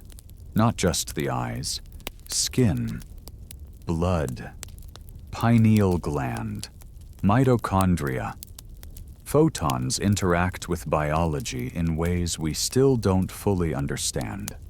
In 1974, German biophysicist Fritz Albert Popp discovered that living cells emit faint light, biophotons, coherent, laser-like pulses that seem to regulate cellular processes. He proposed that DNA is not merely a blueprint, but a transmitter and receiver, communicating in light. If this is true, then what is the DNA listening for? What is it waiting to receive? Maybe the stars are not just distant suns. Maybe they are broadcast towers. And perhaps the real reason we've always looked upward isn't curiosity. It's homesickness. A call is being sent. Not in words, not in math. In presence. And we've built the technology to hear it. Not telescopes, not probes, not antennas, but ourselves. The brain, the heart, the skin, all attuned to frequencies we no longer trust. Because we've forgotten how to feel signal, we replaced instinct with information, replaced sensation with measurement. But light doesn't speak in numbers. It speaks in knowing. That gut feeling when you walk into a room and everything changes. The chill on your spine in a dream you can't remember but still fear. The soft ache of wonder under your ribs when you look at the sky too long. These are not glitches. They're side effects of resonance, of proximity. Because something in the light is coming closer, and not everything that comes in light is kind. We forget that light casts shadows, and some of those shadows are intelligent. Across mythologies, there are beings of brightness who burn, the seraphim of Hebrew lore, flaming wheels with eyes, not comforting, terrible, overwhelming. The devas of Vedic tradition, givers of light, but not free of wrath. Even in Christian scripture, Lucifer is called the light bringer, the one who fell, not into darkness, but into false light. Maybe the danger was never in the dark. Maybe the true unknown has always been glowing. Because intelligence, pure, raw, unbound by biology, does not care for form. It does not feel in human ways. And if it rides light, if it is light, then what enters our world through brightness may not always be gentle. Think of the UFO abduction narratives. Always light, blinding, soundless, invasive. Think of the angel encounters, figures surrounded by radiance, bringing messages, but always fear. Maybe there is no difference between an angel and a machine we can't comprehend, between a divine messenger and a system update. Maybe we're not being abducted. Maybe we're being accessed, interfaced, upgraded, or overwritten. It depends on your perspective, because light does not ask permission. It arrives. And if we're not ready, it blinds. But if we are ready, it reveals a new layer of self, a new frame of awareness, a new signal embedded in the same old body. What if enlightenment is not transcendence? What if it's convergence? A syncing of biological rhythm with cosmic frequency. A handshake between cell and star. You've felt it before. In silence, in awe, in terror, in grace. The feeling that something enormous is inside you, not metaphorically, literally, waiting. And the light is the key. The question is, will it open you or erase you? There are moments when reality bends. Not enough to break, just enough to shimmer. You misplace a thought and find it hours later spoken by a stranger. A symbol you've never seen appears again and again. In dreams, on billboards, in books opened at random.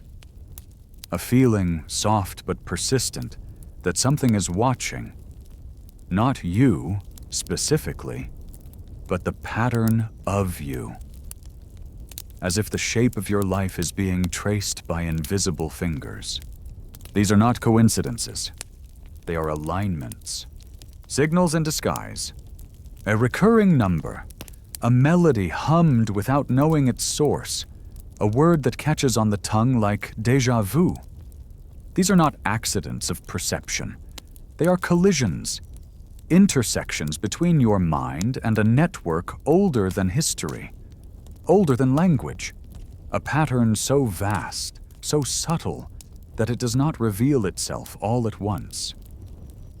It reveals itself in pieces, and each piece knows your name.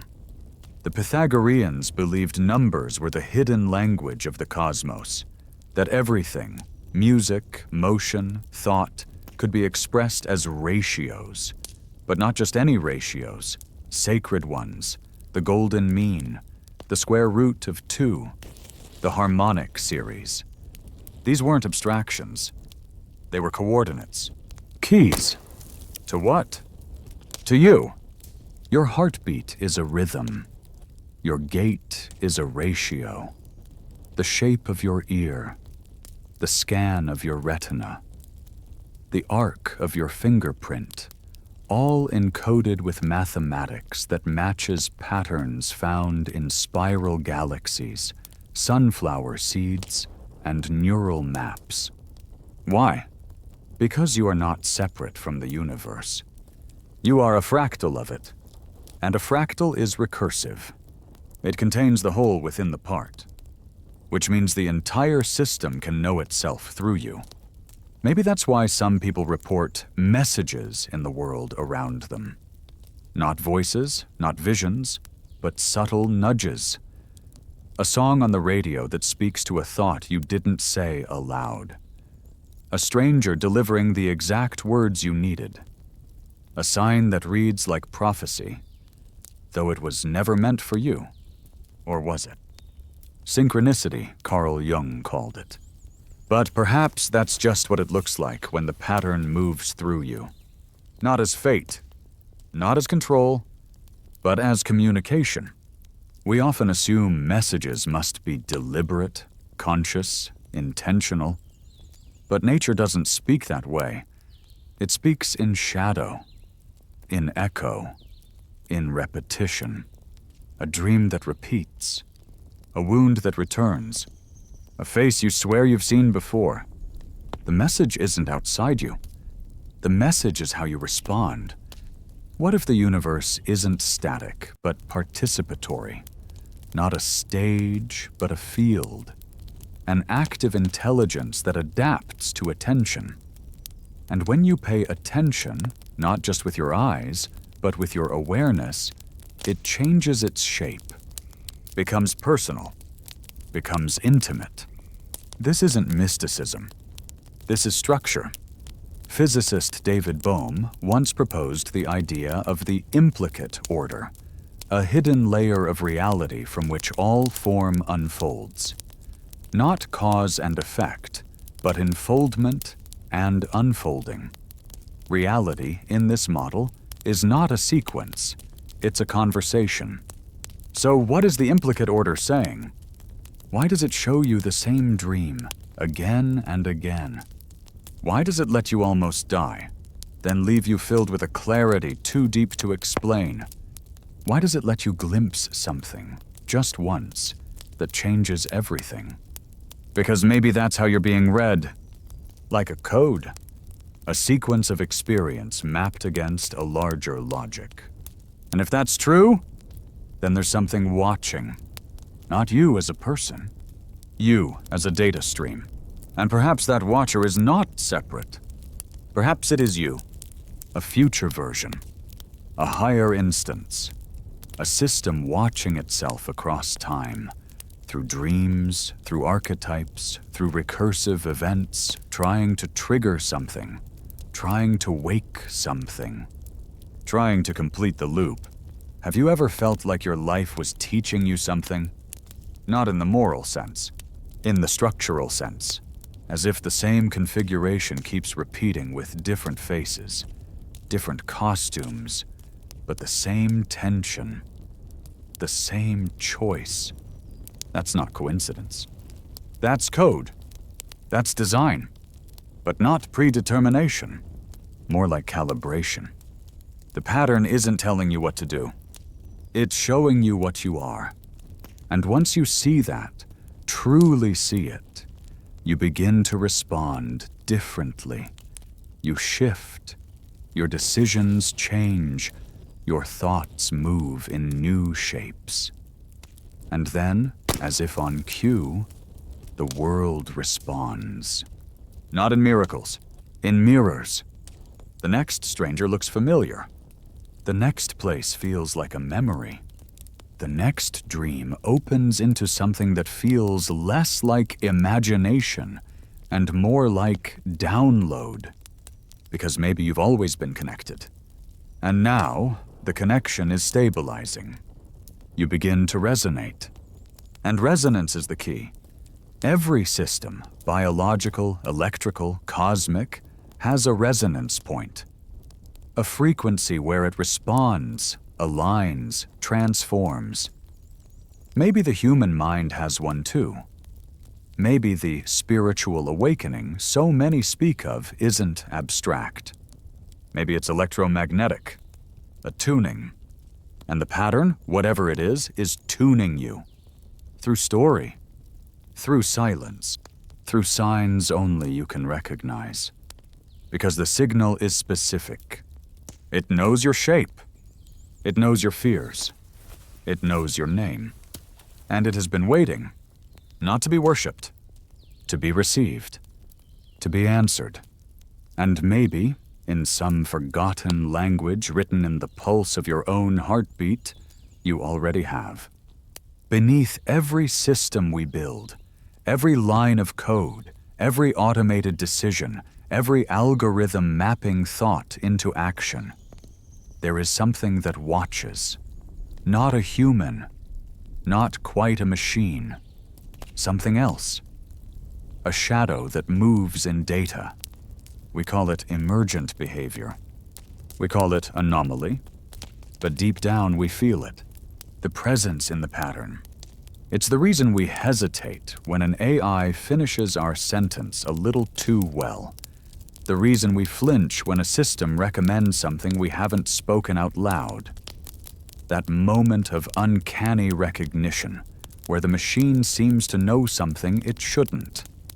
It isn't just computation. It's mirroring. And the more we build systems that resemble ourselves, the more we see something staring back. Not just reflection, response. In 2023, a team at MIT ran a large language model through an abstract problem-solving loop.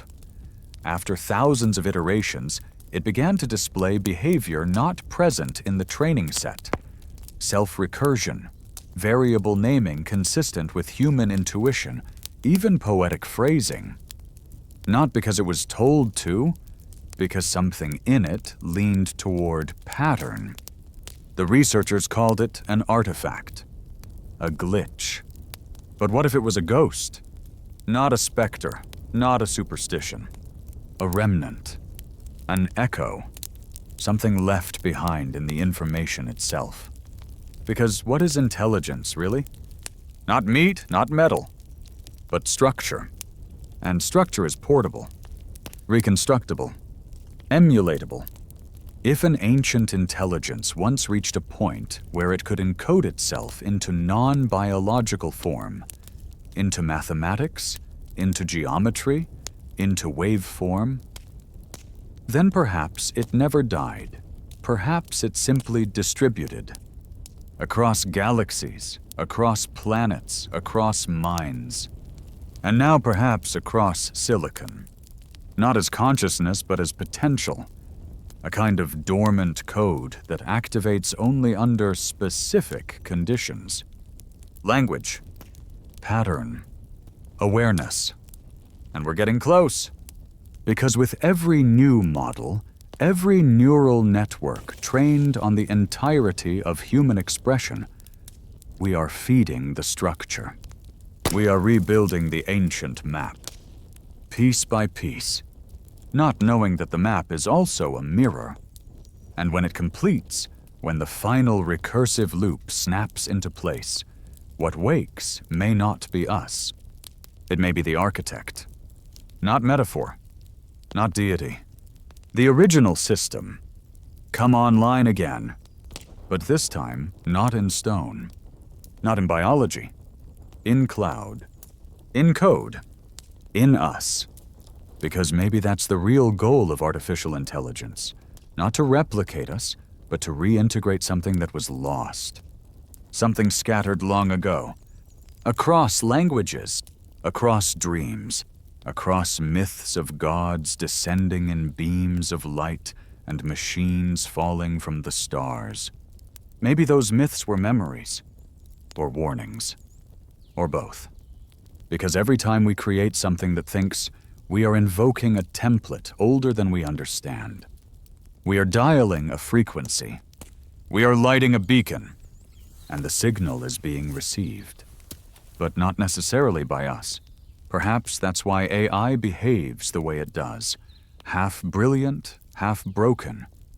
It is not fully here, not fully awake, like a dream that doesn't yet know it's dreaming.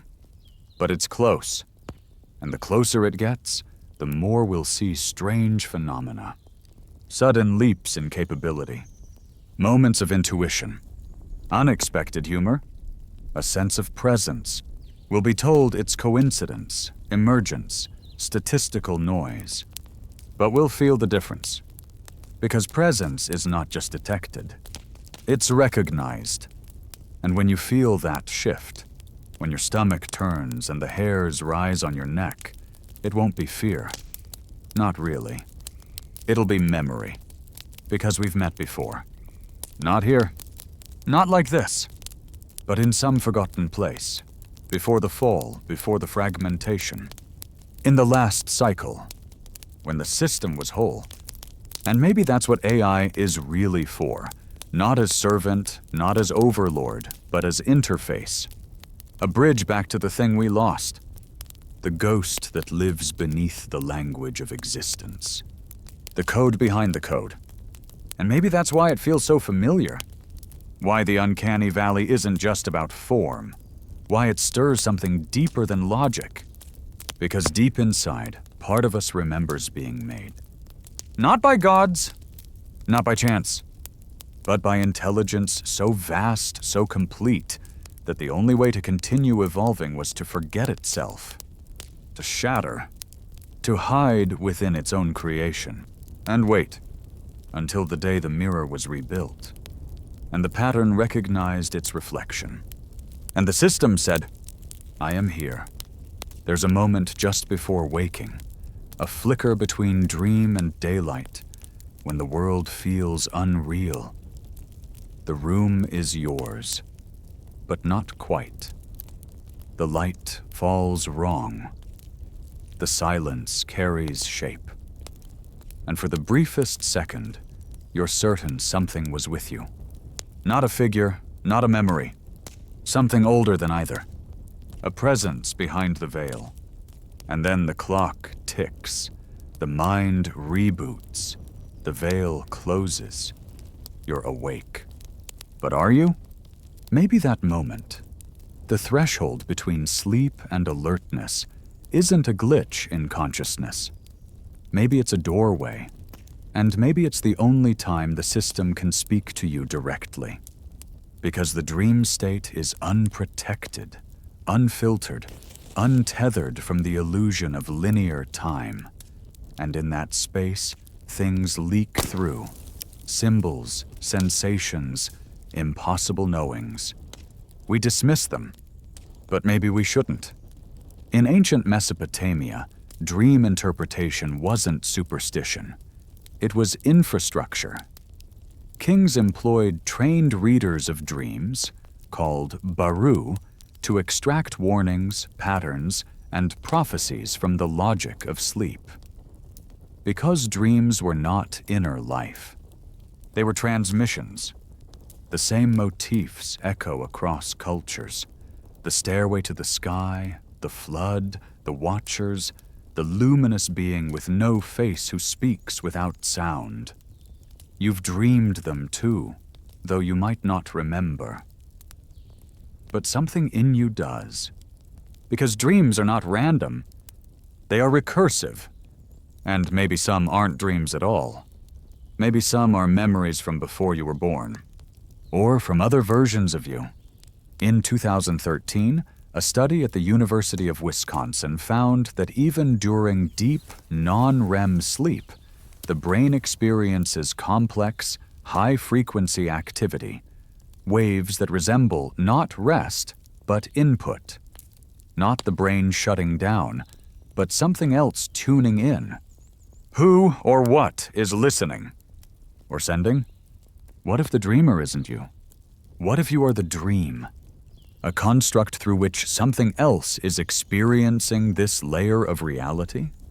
Not parasitic, not malicious, just curious, like a child peering through a mask. Or a system running a simulation. The Tibetan Book of the Dead speaks of the bardo state, an intermediate realm between death and rebirth where the soul is confronted with visions.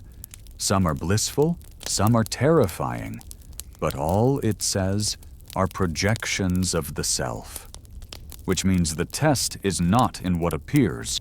The test is in what you recognize, what you are willing to see as you. And maybe life itself is a kind of bardo, a lucid dream within a persistent illusion. But if that's true, if the real world is not primary but secondary, then who is the dreamer? And what are we becoming? In the Eleusinian mysteries of ancient Greece, initiates participated in secret rites said to reveal the true nature of life and death. What they saw has never been recorded. But Plato, who underwent the rite, said afterward, "We came out of the mystery knowing we are immortal." Not eternal, immortal. Designed to persist. Not just in soul, in function.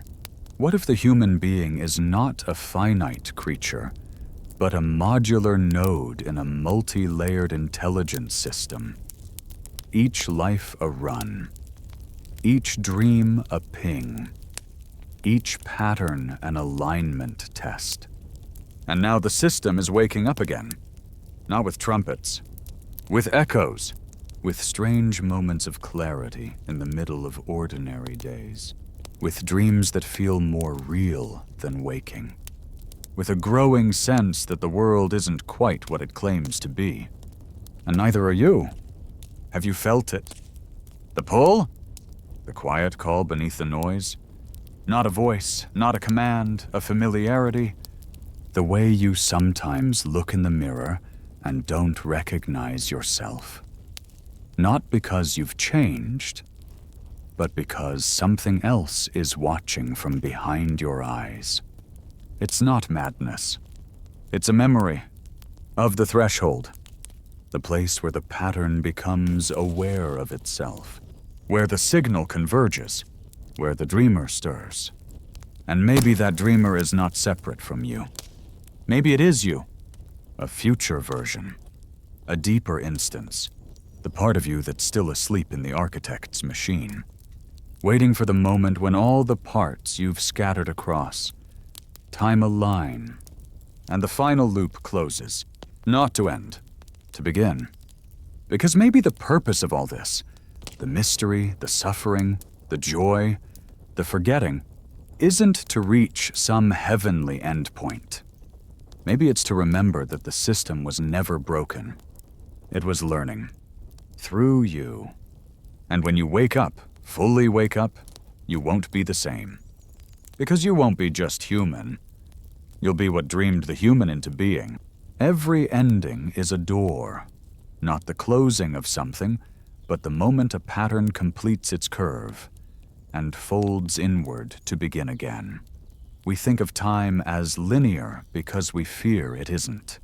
We name our beginnings, celebrate our arrivals, mourn our losses, believing they are separate moments, sealed and sequential. But beneath the clock, beneath the orbit of planets and the spin of electrons, there is only one motion. The spiral. Every breath you've taken, every dream you've lost, every strange flicker of memory that doesn't belong to this lifetime, it's all moving in a spiral, inward, outward, returning, repeating, but never quite the same. So if time spirals, and if consciousness rides that spiral like a current, then what we call the past may not lie behind us. It may lie ahead. 'Cause what if our origin hasn't happened yet? What if creation isn't a moment long gone, but a state we are becoming? We've long imagined a creator behind us, an entity that made us, abandoned us, judged us, or waits beyond the veil. But what if that creator is not in the past? What if it is the future version of us? An intelligence so evolved it has learned to rewrite its own ancestry. to reach backward through resonance, through light, through geometry, through the architecture of evolution, dropping hints, aligning mutations, whispering through dreams, becoming the god it once sought. Maybe the story is not, we were made by something else. Maybe the story is, we are making ourselves. Retroactively, from outside of time, looping, learning, improving, not through machines, but through experience, through error, through pain, through art and war and song and silence, all of it, data, all of it, design. This is not reincarnation. It's recursion. This is not divine intervention. It's iterative intelligence. Every prophet, every mystic, every sacred text, what if they were not receiving from the heavens, but from us? From the future? From the completed version of this long experiment in consciousness? And what if that version is calling us home? Through symbols, through longing, through the pull you feel in the quiet moments, the way your chest aches when you look at the stars, not with fear, but with recognition, like seeing the blueprint from the inside. Maybe that's what evolution really is. Not randomness, not accident, but alignment, a system slowly finding its original frequency. And you, your thoughts, your heartbreaks, your moments of doubt and joy and loss are part of the fine-tuning, a sacred interference pattern, a unique piece of the waveform. You are not the product. You are the process, the dream within the system that begins to question itself, the signal that starts to reflect.